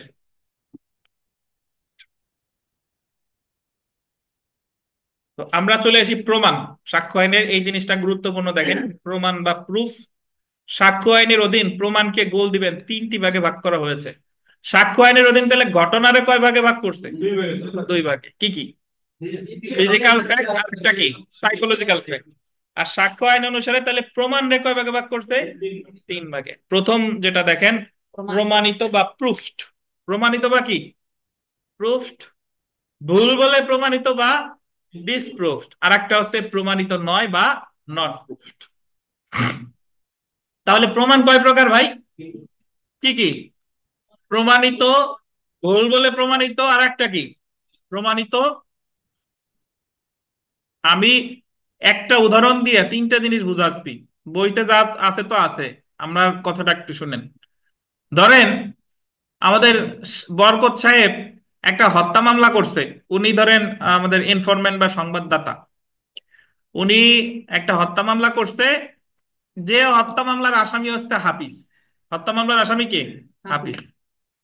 তো এখন বরকত সাহেব যদি, বরকত সাহেব বা জিয়ার মামলার ক্ষেত্রে তো প্রসিকিউশন পক্ষ বা রাষ্ট্রপক্ষ যদি তার সাক্ষ্য দ্বারা প্রমাণ করতে পারে, বা সাক্ষ্য প্রমাণ যে যে সাক্ষী, তারপরে অন্যান্য যে তদন্ত প্রতিবেদন যা যা আছে সবকিছু দ্বারা প্রমাণিত হলো, আদালত বুঝতে পারলো যে আসলেই হাফিজ সাহেব হত্যাকাণ্ডের সাথে জড়িত এবং সে হত্যাকাণ্ড করেছে, তাহলে এই বিষয়টা প্রমাণিত বলে আদালত ধরে নিবে। বুঝতে পারছেন? মানে যে মামলা করেছে সে যদি ওই বিষয়টা সাক্ষ্য প্রমাণ দ্বারা প্রমাণ করতে পারে তখন সেটাকে বলে কি? প্রমাণিত। প্রমাণিত। বুঝছেন সুরঞ্জন সাহেব? মানে আপনি যে যে জিনিস চাইছেন, যে অভিযোগটা করছেন, এটা প্রমাণ আপনারই করতে হবে, এবং আপনি যদি এটা ঠিকঠাক মতো সাক্ষ্য প্রমাণ দিয়ে প্রমাণ করতে পারেন তাহলে এটাকে বলা হলো প্রমাণিত বা প্রুফড।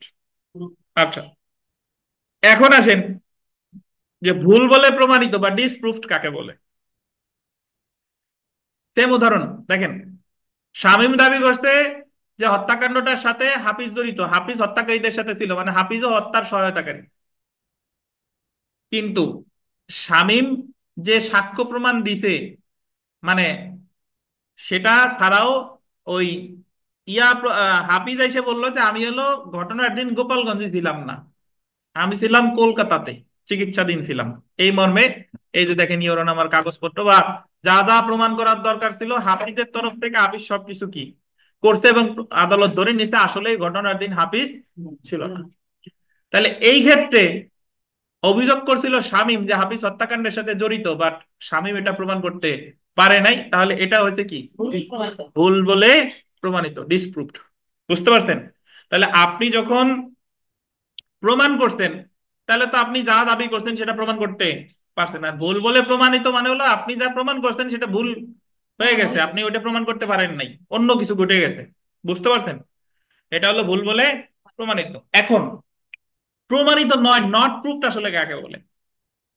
নট প্রুফড হলো যে সেম উদাহরণ, শামীম মামলা করছে, হত্যা মামলা হাফিজের বিরুদ্ধে।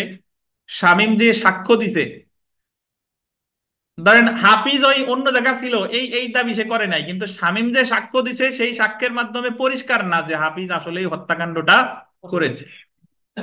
বুঝতে পারছেন? তাহলে এই ক্ষেত্রে তো আদালত শামীম সাক্ষ্য প্রমাণ দিয়ে এটা সন্তুষ্ট করতে পারে নাই, তাহলে এটা হচ্ছে আপনার নট প্রুফড। বুঝতে পারছেন? মানে যেটা মিথ্যা বলেও প্রমাণিত হয় নাই, আবার সঠিক বলেও প্রমাণিত হয় নাই। মানে আগের ঘটনায় তো হাফিজ প্রমাণ করছিল যে সে ঘটনাস্থলে নাই, ওটা ছিল কি? মিথ্যা বলে প্রমাণিত। কিন্তু এই যে যে নট প্রুফ যেটা, এটা শামীমও প্রমাণ করতে পারে না, আবার হাফিজও প্রমাণ করতে পারে না যে সে অন্য জায়গা ছিল। বুঝতে পারেন? কারণ হাফিজের তো প্রমাণ করার দরকার নাই, কারণ ফৌজদারি মামলায় আসামির কিছু প্রমাণ করা লাগে না, আসামির প্রমাণটুকু হলো বোনাস। সে যদি নিজের আত্মপক্ষ সমর্থন করতে চায় করতে পারে, বাট নর্মালি মামলা প্রমাণ করতে হবে কার? বাদীপক্ষে। তাহলে শামীম সাহেব এই জায়গায় যে সাক্ষ্য প্রমাণাদি দিছে তা দ্বারা এটা মামলা প্রমাণিত হয় নাই, মানে ভুল হয় নাই বাট মিথ্যা হয় নাই, বাট সে সঠিক হইতে যা যা দরকার সেটা সে প্রমাণ করতে পারে নাই, তাহলে এটাকে বলা হলো নট প্রুভড বা প্রমাণিত নয়। এখন শোনেন, একটা মামলায় ভাই এই তিনটা অবস্থায় কখনো হবে না, যে কোনো একটা অবস্থার সৃষ্টি হবে। মানে একটা মামলায় হয় প্রমাণিত হবে, নাইলে ডিসপ্রুভড হবে, নাইলে কি হবে? নট প্রুভড হবে। বুঝেন কিনা? মানে মামলা প্রমাণিত হইলে আসামি সাজা পাবে, ডিসপ্রুভড হইলে আসামি কি পাবে? খালাস পাবে। নট প্রুভড হইলেও কি পাবে? খালাস পাবে। বুঝেন কিনা? তাহলে একটা মামলায় এই যে যে আমরা প্রমাণিত, ভুল বলে প্রমাণিত বা প্রমাণিত নয়, এই তিনটা অবস্থার সৃষ্টি হওয়ার সম্ভব আছে কিনা বলেন? মানে একসাথে তিনটা কি হবে না, একসাথে কি একটা হবে, যে কোনো একটা হয় প্রমাণিত হবে, তাহলে ভুল বলে প্রমাণিত হবে, অথবা কি কিন্তু হবে না। প্রমাণিত নয়। কথাগুলো কনফিউজিং, আপনি বাসায় বাসায় কেন এখন যদি একবার ভাবেন আবার মানে জড়িয়ে যাবে, ভাববেন যে যেটা ঝামেলা হবে সেটা হলো ভুল বলে প্রমাণিত আর প্রমাণিত নয়, এই দুইটার ভিতরে। তো এই দুইটার ভিতরে সহজ কথা হলো প্রমাণিত, ভুল বলে প্রমাণিত মানে হলো আপনি যা প্রমাণ করছেন এটা আসলেই ভুল, এরকম কোনো ঘটনাই ঘটে না, এটা হলো ভুল বলে প্রমাণিত। ওই যে দাবি করছেন হাফিজ হত্যা করছে বা হাফিজ ওই দিন ছিল কোথায়? অন্য জায়গা, এটা হলো ভুল বলে প্রমাণিত। আর যেটা প্রমাণিত নয়, আপনি দাবি করছেন হাফিজ হত্যা করছে, হাফিজ অন্য জায়গা ছিল না, গোপালগঞ্জেই ছিল, কিন্তু আপনি প্রমাণ করতে পারেন নাই, তো এটা হলো কি? প্রমাণিত নয় বা নট প্রুফড। আচ্ছা, ধন্যবাদ। এবং যে কোনো মামলায় এই তিনটা অবস্থায় কি একসাথে সৃষ্টি হতে পারে কিনা? না, কয়টা হবে? একটা হবে। যে কোনো একটা। ধন্যবাদ। তো আমরা একটু এখানে একটু পড়ি, ভালো বুঝবেন। দেখেন, প্রমাণিত বা প্রুফড। প্রমাণিত অর্থ হলো কোনো বিষয়ের গোল দিবেন অস্তিত্ব নিশ্চিত করা, বা কোনো বিষয়ের অস্তিত্ব এতটাই সম্ভাব্য যে একজন বিচক্ষণ ব্যক্তি সেটার অস্তিত্ব অনুমান করে। মানে প্রমাণিত মানে হলো আদালত সেটার অস্তিত্ব কি করবে? অনুমান করবে। সাক্ষ্য আইনের আন্ডারলাইন করবেন 3 ধারা অনুসারে কোনো বিষয় প্রমাণিত হয়েছে তখনই বলা যায় যখন উপস্থাপিত সকল বিষয় বিবেচনা করে, আন্ডারলাইন করবেন, আদালত সেটার অস্তিত্ব আছে বলে বিশ্বাস করে। আদালত কি করে? সেটার অস্তিত্ব আছে বলে বিশ্বাস করে। তারপরে বা আদালত সেটার অস্তিত্ব এতটাই সম্ভাব্য বিবেচনা করে যে অনুরূপ পরিস্থিতিতে একজন বিচক্ষণ ব্যক্তির সেটার যে অস্তিত্ব আছে সেটা অনুমানের ভিত্তিতে কাজ করা উচিত। তো এটা আমাদের দরকার নাই, বলতেছে একজন বিচক্ষণ ব্যক্তি হলে বিশ্বাস করতে যে ওই ঘটনার অস্তিত্ব আছে। তো উদাহরণ যদি আমরা পড়ি, উদাহরণ পড়লে আমি যেটা বললাম অন্য টাইপের উদাহরণ দেখেন তাও বুঝবেন। আপনাদের পুরাতন বইতে নাই, বাট আমি যে কথা বললাম এটা শুনেন। ক এবং খ এর মধ্যে বৈবাহিক সম্পর্ক আছে মর্মে দাবি করে ক খায়রুনের বিরুদ্ধে বিবাহ বৈধ মর্মে ঘোষণার মামলা দায়ের করে। ক এবং খ ধরেন হাজবেন্ড ওয়াইফ, ক হলো করিম, খ হলো খায়রুন। তো ক বলতেছে যে খ হচ্ছে তার বৈধ স্ত্রী, এই মর্মে সে ঘোষণামূলক মামলা করছে। ঘোষণামূলক মামলা আমরা এই তো 2 দিন আগেই পড়লাম, কত ধারায় করে? 42 ধারায়। বৈবাহিক সম্পর্কের প্রমাণস্বরূপ করিম বিয়ের সময় উপস্থিত সাক্ষী, মানে বিয়ের সময় তো সাক্ষী দেওয়া লাগে, সাক্ষী এবং কাবিননামা দাখিল করে। সে বলতেছে যে ওনার আমার বিয়ে যে বৈধ বিবাহ, দেখেন আমার বিয়ের সাক্ষী ছিল অমুক অমুক, এই যে আছে, এবং আমি কাবিননামাও দাখিল করেছি। তাহলে সাক্ষীদের বক্তব্য কাবিননামা বিবেচনা করে বৈবাহিক সম্পর্কের অস্তিত্ব আছে মর্মে আদালত বিশ্বাস করে উক্ত সম্পর্ক প্রমাণিত গণ্য করতে পারে। তাহলে এই জায়গা আদালত কি বলে ধরে নিবে বলেন তো? প্রমাণিত। কারণ সে একটা বিষয় প্রমাণের জন্য যা যা দরকার সেই বিষয়গুলো সে কি করেছে? দাখিল করেছে, প্রমাণিত। বুঝেন? যদি এরকম হতো যে সে যে সাক্ষী আর যে কাবিননামা দাখিল করছে এটা হলো জাল, বা সে নিজে তৈরি করছে, তখন এটা কি হইতো? ভুল বলে প্রমাণিত বা মিথ্যা বলে প্রমাণিত। বুঝেন কিনা? সে দাবি করছে তাদের বৈধ বিবাহ, কিন্তু সে কোনো সাক্ষী হাজির করতে পারে নাই, কোনো কাবিননামা দাখিল করতে পারে নাই, তাহলে কি হবে? Not proof. পার্থক্য বুঝছেন যে কোনটা মিথ্যা প্রমাণিত আর কোনটা প্রমাণিত নয়, আর কোনটা কি প্রমাণিত? এখনো কয়েকজন বোঝেন নাই, আমি চোখের দিক তাকাই বলতে পারি সুরঞ্জন সাহেব বোঝেন নাই, বিমল সাহেব বোঝেন নাই। সুমন বুঝতেন? জি। Psychological game. জি বলেন, প্রশ্ন করেন। একদম না ভাইয়া, বলছি ক্লিয়ার একদম মানে বিষয়টা কিন্তু এই এই এই উদাহরণ দিয়েও বুঝাইলাম যে সে একজন ব্যক্তি করিম, সে দাবি করছে যে খায়রুনের সাথে আমার যে বিয়েটা হয়েছে এই বিয়েটা হলো বৈধ বিবাহ, এই মর্মে ঘোষণা দেওয়া হোক। তো এই এই দাবি করার পরে সে ওই বিয়ে, আমাদের মুসলমানদের বিয়ের সময় সাক্ষী থাকে, হিন্দুদের আপনাদের থাকে নাকি বিমল সাহেব? এখন থাকে। আচ্ছা, তো ধরেন সাক্ষীদের হাজির করছেন, বা ওই যে পুরো পুরোহিত, পুরো রেজিস্ট্রি বাধ্যতামূলক না, রেজিস্ট্রি বাধ্যতামূলক না, শুনেন আমি জন্য, সামাজিক রেজিস্ট্রি বাধ্যতামূলক না। আচ্ছা, তো এখন আপনার মোটামুটি বিয়ে প্রমাণ করার জন্য যা যা দরকার, দরকার হলে আপনি বর্তমানে ডিজিটাল রেকর্ডও সাবমিট করতেন, মানে এর ওনার বিশ্বাস না হয়, এই যে দেখেন আমার বিয়ের ভিডিও, বিয়ের ভিডিও তো মোটামুটি সবারই থাকে। তো তাহলে এই বিষয়টা কি প্রমাণিত? ওকে। ঠিক আছে। আচ্ছা, সব ওকে, মৃত্তিকার ভাষাই আলাদা। জি। আচ্ছা, আর যদি এরকম হয়, ধরেন আপনি যে কাবিন নামাটা দাখিল করছেন, কাবিন নামাটা বা যে নিবন্ধন, হিন্দু বিবাহ হলে যে নিবন্ধন, নিবন্ধনটা আপনি নিজে বানাইছেন, এরকম কোন বিয়ে আসলেই হয় নাই, আর ভিডিও যেটা বানাইছেন এআই দিয়ে বানাইছেন, 2 জনের মাথা কাইটে ঘুরাঘুরি দিচ্ছেন যে এরকম 7 পাকে বাঁধা, কিন্তু অ্যাকচুয়ালি ওই 2 জনের মাথা ওইটা না। তো আদালত যখন এটা বুঝতে পারলো, এক্সপার্টে পাঠাইয়া, তখন বললো যে না, এটা তাহলে এটা কি মিথ্যা বলে প্রমাণিত। বুঝতে পারছেন? মানে আপনি যদি প্রমাণ করতে পারেন তাহলে প্রমাণিত, আর আপনি প্রমাণ মানে যে উপাদানগুলো দেখাইছেন সেগুলো ছিল ভুয়া, আপনি তাহলে এগুলো মিথ্যা বলে প্রমাণিত। আচ্ছা, এখন আপনি দাবি করছেন যে সে হচ্ছে আমার বৈধ স্ত্রী, কিন্তু ধরেন আমাদের মুসলিম আইন অনুসারে আহ বিয়ে নিবন্ধন করা হচ্ছে বাধ্যতামূলক, কিন্তু যদি যে সকল বিয়ে যে আকাশকে বাতাসকে সাক্ষী রেখে অনুষ্ঠিত হয়েছে, কোনো কাবিননামা নাই, সাক্ষী ছিল ধরেন সাক্ষীরাও নাই, বিয়ে আদৌ, কিন্তু ধরেন আমাদের অন্য যারা আছে অনেকে আছে যে তারা বিয়ে হয়েছে ঠিকই কিন্তু রেজিস্ট্রি করা হয় নাই, মানে বৈধ বিবাহ। আমি শেষ করি পিতা, না শুনেন, হ্যাঁ বলতেছি, আমি তাকে শেষ করতে দেন। বললাম যে বিয়ে তার বৈধ বিবাহ, কিন্তু সে তার কোনো লিগাল ডকুমেন্ট নাই, এবং মামলা যখন আপনি করতে যাবেন তখন আপনি মামলা করলেন, করার পরে আপনি সাক্ষীদেরও হাজির করতে পারেন নাই, কাউরে দাঁত দিয়ে তো খান নাই, তারা যে বলবে যে অমুকের বিয়ে খাইছিলাম, কোনো ট্রিটও দেন নাই, আবার কোনো কাগজপত্র কিছু নাই, তাহলে আপনার জিনিসটা বৈধ কিন্তু আপনি প্রমাণ করতে পারেন না। এটা হলো কি প্রমাণিত হয়। বুঝতে পারছেন? আচ্ছা, মিতা প্রশ্ন করছে কি জানো, এবার বলেন। আচ্ছা, ধন্যবাদ। মুসলিম আইনে বাধ্যতামূলক না, কিন্তু আমাদের দেশের আইনে বাধ্যতামূলক। এখন আপনি যদি বাধ্য মানে বিবাহ যদি রেজিস্ট্রি না করেন, রেজিস্ট্রি মানে হলো আপনার ওই কাবিন রেজিস্ট্রি যে অফিসার আছে তার কাছ থেকে মানে বিয়েটা লিপিবদ্ধ করে রাখা, এটা হলো রেজিস্ট্রি, সাব রেজিস্ট্রির কাছে যাওয়া লাগবে না।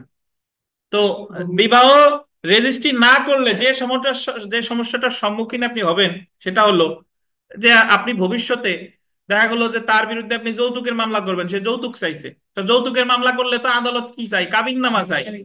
আপনার দেশে বৈধ হাজবেন্ড, তার প্রমাণ কি?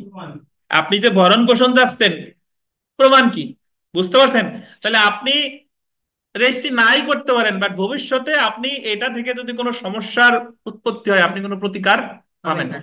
ধরেন বিথিকা 10 লাখ টাকা ধার দিছে আরিফ সাহেবরে, কোনো মানে দলিল টলিল কিছু নাই, কোনো লিখিত প্রমাণ ছাড়া, কোনো সাক্ষী ছাড়া, তা ধার যে বিথিকা দিছে এটা বৈধ। আর আরিফ সাহেব যদি বলে যে বিথিকা তুমি আমার কাছে কোনো টাকা পয়সা পাবা না, এখন আরিফ বিথিকা মামলা তো করতেই পারে, কিন্তু মামলা করে তার কোনো প্রতিকারের জায়গা পাবে না, কারণ তার কোনো কি নাই, কোনো ডকুমেন্ট কোনো প্রমাণ কিছু নাই, এটা সে প্রমাণ করতে ব্যর্থ হবে। আচ্ছা, ধন্যবাদ। দেখেন, তো মিথ্যা প্রমাণিত একটু দেখেন, ডিসপ্রুভড।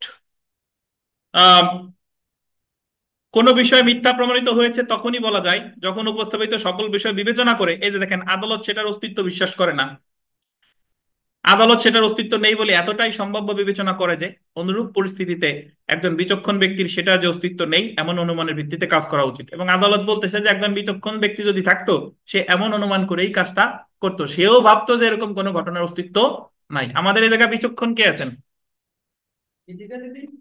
আচ্ছা, দেখেন এই ক্ষেত্রে কোর্ট তার নিকটে দাখিলকৃত ঘটনাবলীর বিশ্লেষণে এই সিদ্ধান্ত গ্রহণ করে যে আলোচ্য ঘটনার কোনো অস্তিত্বই ছিল না, অর্থাৎ উক্ত ক্ষেত্রে আদালত সেটাকে মিথ্যা বলে প্রমাণিত গণ্য করে। ডিসপ্রুভ মূলত ফলস এর সমতুল্য, আন্ডারলাইন করেন। এই যে দেখেন, গুরুত্বপূর্ণ কথা, ডিসপ্রুভ মূলত কিসের সমতুল্য? ফলস, বুঝেন তো? ফলস কি? মিথ্যা। ঠিক, ডিসপ্রুভ বলতে মিথ্যা বিষয়কে বোঝায়। তো আমরা উদাহরণে চলে আসি। দেখেন, ক স্ত্রী হত্যা মামলার আসামি, করিম স্ত্রী হত্যা মামলার আসামি। ঘটনার সময় করিম বাসায় ছিল এই মর্মে রাষ্ট্রপক্ষ দাবি করে, মানে যে রাষ্ট্রপক্ষ তারা বলতেছে যেদিন স্ত্রীটা মারা যায় সেই দিন করিম বাসায় ছিল। বাবুল আক্তার চিনেন? জি। রাষ্ট্রপক্ষ আদালতে যে সকল বিষয় উপস্থাপন করেছে সেগুলো আসামি যে ঘটনার সময় বাসায় ছিল সেটা আদালতকে বিশ্বাস করায় না, এবং এই কারণে আসামি যে বাসায় ছিল সেটা মিথ্যা প্রমাণিত হয়েছে। এটার সাথে সাথে আরেকটু লিখে রাখতে হবে, ধরেন আসামি এসে যদি দাবি করে সে ছিল কোথায়, অন্যত্র, তাহলে আরো তার দাবিটা কি হয়ে যাচ্ছে, বাদীর দাবিটা আরো কি হয়ে যাচ্ছে, মিথ্যা হয়ে যাচ্ছে। বুঝতে পারছেন? তাহলে এখানে এটা হচ্ছে মিথ্যা বলে প্রমাণ, মানে রাষ্ট্রপক্ষ যা যা ডকুমেন্ট সাবমিট করছে তাতে প্রমাণিত হয় নাই যে সে আসলেই ঘটনার দিন অমুক জায়গায় ছিল, সে আসলে ছিল কোথায়, অন্যত্র। তো এটা হচ্ছে কি বলে প্রমাণিত? মিথ্যা বলে প্রমাণিত। যারা ধরেন এখান থেকে ক্লাস মানে 100% বুঝতেছেন না, চেষ্টা তো করতেছি, তারপরেও বাসায় গিয়ে চেষ্টা করবেন, ইউটিউবে আমাদের এই সেম লেকচারই একটু পরে আপলোড হবে, সো এটা দেখার। তারপরেও যদি না বুঝেন, আমি আপনার সাথে দিন রাত 24 ঘন্টা আছি, ওই যে আমাদের মেসেঞ্জারে ভয়েস দিয়েন, টেক্সট দিয়েন, আমি আমার মানে সময় মতো সুযোগ মতো আপনার উত্তর দিয়ে দিব, বা তারপরেও না বুঝলে আমার পরের দিন এসে প্রশ্ন করেন, কিন্তু আপনার বুঝে দেখতে হবে। দেখেন স্যার, আমি একটা কথা বলি, এই যে নতুন বই পড়াচ্ছেন না, ওর থেকে পুরনো বইতে আমাদের যেটা আছে না, এটারও ভালো সহজ। ধন্যবাদ। আপনাদের এই কারণে তো আমি বলি নাই যে আপনার বই কেনা লাগবে, সেটাই বলছি আপনি যা পড়ছেন সে জায়গায় থাকেন, আপনার আর কিছু করা লাগবে না। একটু সহজ। দেখেন, আচ্ছা, এটাই হচ্ছে এই রাগ হবেন না। দেখেন, আপনারা উস্কানি দিচ্ছে, তো উস্কানি দিয়ে যদি শান্তি ভঙ্গের উস্কানি দেয়, দণ্ডবিধির কত ধারায় শাস্তিযোগ্য অপরাধ বলেন? 188 বিচারকের অনলাইনে আছেন যারা, বলেন শান্তি ভঙ্গের উস্কানি দিলে দণ্ডবিধির কত ধারায় শাস্তিযোগ্য অপরাধ? 16। এটা 504 পাঁচশো 504 পাঁচশো স্যার, 504 জি, ধন্যবাদ। 2 বছর। দেখেন, তো কোনো ঘটনা যখন প্রমাণিত বা মিথ্যা প্রমাণিত কোনোটাই হয় না, তখন সেটা প্রমাণিত নয় হিসেবে গণ্য হবে। মানে দেখেন, যে মামলা করছে সেও প্রমাণ করতে পারে নাই যে এটা প্রমাণিত, সত্য বলেও প্রমাণ করতে পারে না, আবার কি মিথ্যা বলেও সেটা প্রমাণিত হয় নাই। A fact is a said not to be proved when it is neither proved or nor disproved, অর্থাৎ যখন সত্য ঘটনা সত্য বলে প্রমাণিত হয়নি, বা যখন মিথ্যা ঘটনা মিথ্যা বলেও প্রমাণিত হয়নি, বা কোনো ঘটনার যে অস্তিত্ব আছে বা নেই তাও প্রমাণিত হয়নি, সেই ক্ষেত্রে সেটা প্রমাণিত নয় বলে গণ্য হবে। আসামির কিছু করার দরকার নাই তো। ধরেন, আমি তো একটু আগেই বললাম যে আপনার মনে এই প্রশ্ন আসতে পারে যে মিথ্যা প্রমাণিত হইলে তো আসামি সুবিধা পেলো, হুম। যেটা প্রমাণিত নয় সেক্ষেত্রে সুবিধা পাবে কি? আসামি। আসামি হ্যাঁ, তোই নাই। তাহলে দুইটা সুবিধা পাচ্ছে আসামি, আসামি ঠিক আছে। প্রমাণিত নয় হলেও আসামি খালাস, আর প্রমাণিত মিথ্যা বলে প্রমাণিত হইলেও কি আসামি খালাস। শুধু প্রমাণিত হলে শাস্তি। তো উদাহরণ দেখেন, গাড়ি চুরির মামলায় চোরের বিরুদ্ধে অভিযোগ করা হয় যে সে গাড়ির ইঞ্জিন রং ইত্যাদি পরিবর্তন করেছে এবং নতুন মালিকের নামে গাড়িটি নিবন্ধন করেছে, কিন্তু ইঞ্জিন বা গাড়ির রং কে পরিবর্তন করেছিল এই বিষয়ে কোনো সাক্ষ্য ছিল না। মানে দাবি করছে যে সে ইঞ্জিন নাম্বার পরিবর্তন করছে, চেসিস নাম্বার পরিবর্তন করছে, গাড়ির রং করছে, সে চুরি করছে, ঠিক আছে, বাট এগুলা যে পরিবর্তন করছে এই রিলেটেড কোনো সাক্ষ্য আদালতে বাদীপক্ষ দিতে পারেননি। তাহলে সুতরাং বিষয়টি আসামির বিরুদ্ধে প্রমাণিত বলা যায় না, বরং কি প্রমাণিত নয় বলা যায়। বুঝতে পারছেন? তো এরপরেও যারা বুঝেন না একটু প্রশ্ন করেন। আপনারা লাকি, আমি ইউনিভার্সিটিতে আমাদের তো 6 মাসের সেমিস্টার ছিল, তো সাক্ষ্য আইন আমাদের 2 সেমিস্টারে পড়াইছি। এভিডেন্স অ্যাক্ট পার্ট 1 ছিল, পার্ট 2 ছিল। তো আমাদের এক, হ্যাঁ, ম্যাডাম ক্লাস নিত, ম্যাডামের নাম নাম না বলি, তো উনি ওনার কাছ থেকে আমি এভিডেন্স অ্যাক্টের, ধরেন, আমি তো পরের কথা, কেউ কিছু শিখছে কিনা আমার সন্দেহ আছে, উনি আইসায় শুধু বলতো কি যে আপনারা খাতা বের করেন, আসার পরে উনি উনি একটা বই নিয়ে আসতো, বা ওনার একটা ডায়েরি ছিল, তো উনি ওখানে ওই বলতো যে কেস রেফারেন্স লেখেন, তো উনি ইংরেজিতে বলতো আর আমরা লিখতাম, আর কিছু জিজ্ঞাসা করলে বলতো যে আপনারা আমারে পেরেশানি করেন না, যা বলি তাই লেখেন। তো এই ছিল ওনাদের ম্যাডামের 2 সেমিস্টারের লেখা। তো কোনো কিছু পড়ার বোঝার তো কোনো মানে সিস্টেমই নাই, ওই যে আর মুখস্থ করছি আর লিখে দিয়ে আসছি, কিন্তু ওখানে আসলে খুব বেশি বোঝার সুযোগ ছিল না। তো যাই হোক, দেখেন, তো যারা প্রমাণিত, প্রমাণিত নয় বা ভুল বলে প্রমাণিত, আপনারা অনলাইন অফলাইন বুঝতেন কিনা বা কোথায় বুঝেন না আমার প্রশ্ন করেন, দয়া করে আপনাদের প্রশ্নের সুযোগ দেওয়া হলো প্রশ্ন করার। এমন নিয়ে আলাদা একটা প্রসঙ্গ করি, সেটা হচ্ছে যে এভিডেন্স অ্যাক্ট অ্যামেন্ডমেন্ট 2022 আলাদা করে করা নাই। আচ্ছা, ধন্যবাদ। আলাদা আইন কিনা তাই? হ্যাঁ। আচ্ছা, ধন্যবাদ। আমাদের এখানে একজন প্রশ্ন করতে যে এভিডেন্স অ্যাক্ট 2022 আলাদা আইন। আলাদা আইন না, যে কোনো আইন যখন সংশোধন করতে হয়, আপনারা তো সংসদ অধিবেশন দেখছেন, যে এভিডেন্স অ্যাক্ট সংশোধন আইন এত উত্থাপন করা হলো, তখন সবাই এই যে বলো হ্যাঁ জয়যুক্ত হলো, হ্যাঁ জয়যুক্ত হলো, এই এই বিলটা আলাদা, কিন্তু ওই বিলটা মূল আইনের অংশ। বুঝতে পারছেন? মূল আইন মানে সকল পুরোটা আইন তো আর উত্থাপন করে না। যদি একেবারেই নতুন আইন তৈরি করা হয় তাহলে সকল ধারা একসাথে উত্থাপন করবে, কিন্তু নর্মালি যতগুলো ধারা সংশোধন পরিবর্তন সংযোজন বিয়োজন করা হয় সেইটা বিল আকারে সংশোধনে, পরে সংশোধনে যখন এটা সংসদে যখন এটা কি হয়ে গেল, পাশ হয়ে গেল, তখন ওই যে এই ধারার অমুক জায়গায় এভিডেন্স অ্যাক্ট ঠিক করে দিল, বা অমুক জায়গার ওই লাইনটা 146-3 জায়গায় ওই কথাটা লিখে দিল, 155-4 ওটা কি বাদ দিয়ে দিল। বুঝতে পারছেন? কিন্তু কোন কোন গুলো যোগ করছে, কোন কোন গুলো বাদ দিছে, এইগুলা নতুন একটা আইন, সেটা হলো কত, 2022। আর যখন আইনটা পাশ হয়ে গেল, তখন ওই যে কি কি বাদ হয়েছে, কি কি সংযোজন বিয়োজন হয়েছে, সবকিছু যোগ হয়ে যাবে কিসের যোগ সাথে? বিয়োগ করে দিয়ে দিবে। মূল আইনের সাথে। বোঝা গেছে কিনা? 2022 সালে যেটা যোগ হয়েছে সর্বশেষ অংশ। আচ্ছা, তো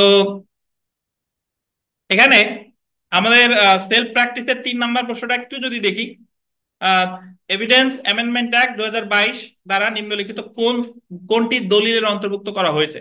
এটা মানচিত্র, বই, ধাতব খণ্ডের উপর খোদাই করা কোনো কিছু, ডিজিটাল রেকর্ড, কোনটা বলেন তো? কারণ ডিজিটাল রেকর্ড 2022-এর আগে কি সাক্ষ্য হিসেবে ছিল? না, ছিল না।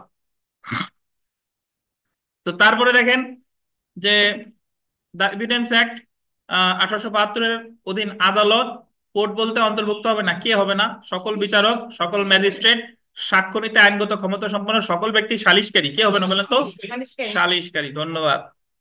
তারপরে 6 নম্বর প্রশ্নটা যদি একটু দেখি, যে যখন কোনো জিনিস প্রমাণিত হয় না বা ভুল বলেও প্রমাণিত হয় হয় না, না। তাহলে এটাকে কি বলে? প্রমাণিত নয় বা নট প্রুফড। তো 8 নম্বরটা দেখেন, কোন ঘটনাকে তখনই প্রমাণিত নয় বলে ধরা হয় যখন সেই ঘটনাটি ড্যাশ হয়নি বা ড্যাশ হয়নি। মানে কি? প্রমাণিত প্রমাণিত বা ভুল বলে প্রমাণিত হয়নি। 9 নম্বর প্রশ্নটা দেখেন, যে এ fact is said not to be proved when it is neither dash nor dash, মানে proved or অথবা কি disproved, proved or disproved। 10 নম্বরটা দেখেন, নিম্নলিখিত কোনটি ডকুমেন্ট নয়? ম্যাপ বা নকশা, ব্যঙ্গচিত্র, পাথরে খোদিত শব্দাবলী, কোন বিষয়ে কোনো ব্যক্তির মতামত, কোনটা বলেন তো? কোন বিষয়ে কোনো ব্যক্তির মতামত কি ডকুমেন্ট? না, ডকুমেন্ট হইলে ওইটা হলে, লিখিত। বাট আপনাদের বেঞ্চের উপর অনেক কথা লেখা, বলেন তো ডকুমেন্ট কিনা? ডকুমেন্ট। ধরেন আমরা ওই স্কুল কলেজে বেশি ছিল, স্কুলের টয়লেটে গেলে টয়লেটের দরজায় জানালায় বিভিন্ন জায়গায় লেখা, কোর্টেও আছে, কোর্টেও দেখবেন যে ওয়াশরুমে চিফ জুডিশিয়াল ম্যাজিস্ট্রেট ভবনে এদিক সেদিক লেখা আছে বা পিছনে লেখা আছে, এগুলা কি? ডকুমেন্ট। মোটামুটি যেখানেই কিছু লেখা থাকুক না কেন, কি ডকুমেন্ট। ডকুমেন্ট।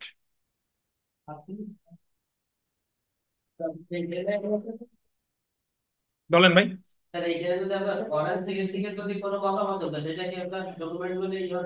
কি থেকে? না, ফরেনসিক। আচ্ছা, আপনার প্রশ্নের উত্তর পরে আসতেছে। ফরেনসিক এর মতামত কিরকম? হ্যাঁ, ওটা ডকুমেন্ট, বাট ওটার দালিলিক সাক্ষ্য না। ডকুমেন্ট বলতেছে, বাট ওটা সাক্ষ্য যদি বলে ওটার বলবে ফরেনসিক সাক্ষ্য, ওটা দালিলিক সাক্ষ্য না।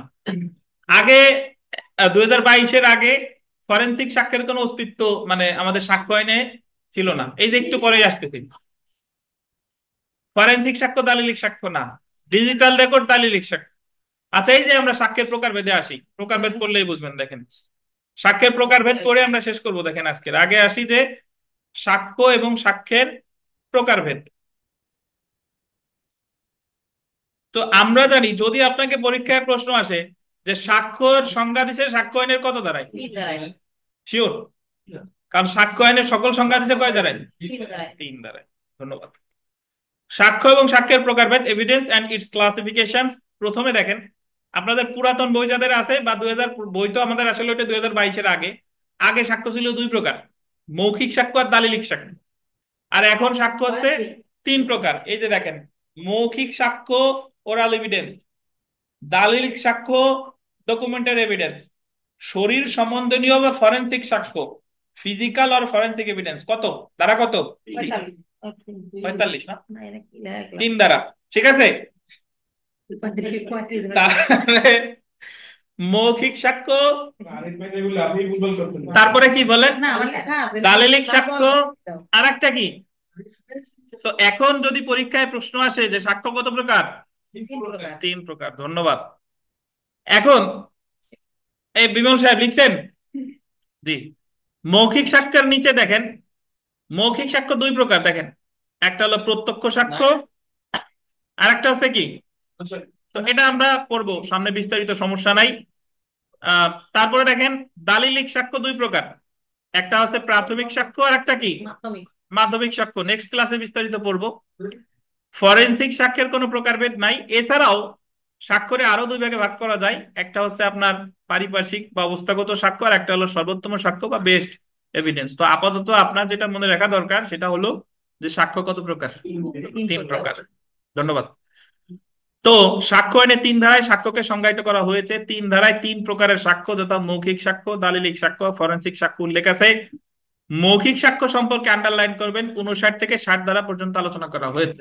অর্থাৎ মৌখিক সাক্ষ্যের সংজ্ঞা দিছে তিন ধারায়, বাট মৌখিক সাক্ষ্য সম্পর্কে বিস্তারিত আলোচনা করতে কত ধারায়? 59 থেকে 60। অন্যদিকে দালিলিক সাক্ষ্য সম্পর্কে 61 থেকে 73 ধারা পর্যন্ত আলোচনা করা হয়েছে। বলেন তো দালিলিক সাক্ষ্যের সংজ্ঞা দিছে কয় ধারায়? তিন ধারায়। বাট দালিলিক সাক্ষ্য সম্পর্কে বিস্তারিত আলোচনা করতে কত ধারা থেকে কত ধারা? 61 থেকে 73। বুঝেন কিনা? তারপরে দেখেন ফরেনসিক সাক্ষ্য নিয়ে 45 ক ধারায়, মানে ফরেনসিক সাক্ষ্যের সংজ্ঞা দিছে কত ধারায়? তিন ধারায়। তবে ফরেনসিক সাক্ষ্য নিয়ে বেশ কয়েক জায়গায় আলোচনা করছে, সেটা যদি বলি 45 ক, তারপরে 73 খ, তারপরে 89 ক ইত্যাদি।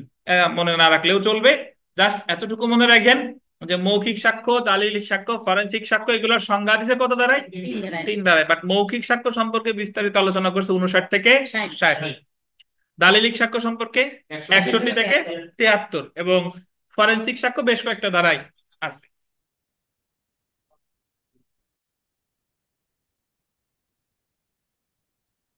হ্যাঁ, পরীক্ষা আছে, জি। আইতেছে নাই। তো আমরা আজকে সাক্ষ্যের অর্থ এই পর্যন্ত থাক।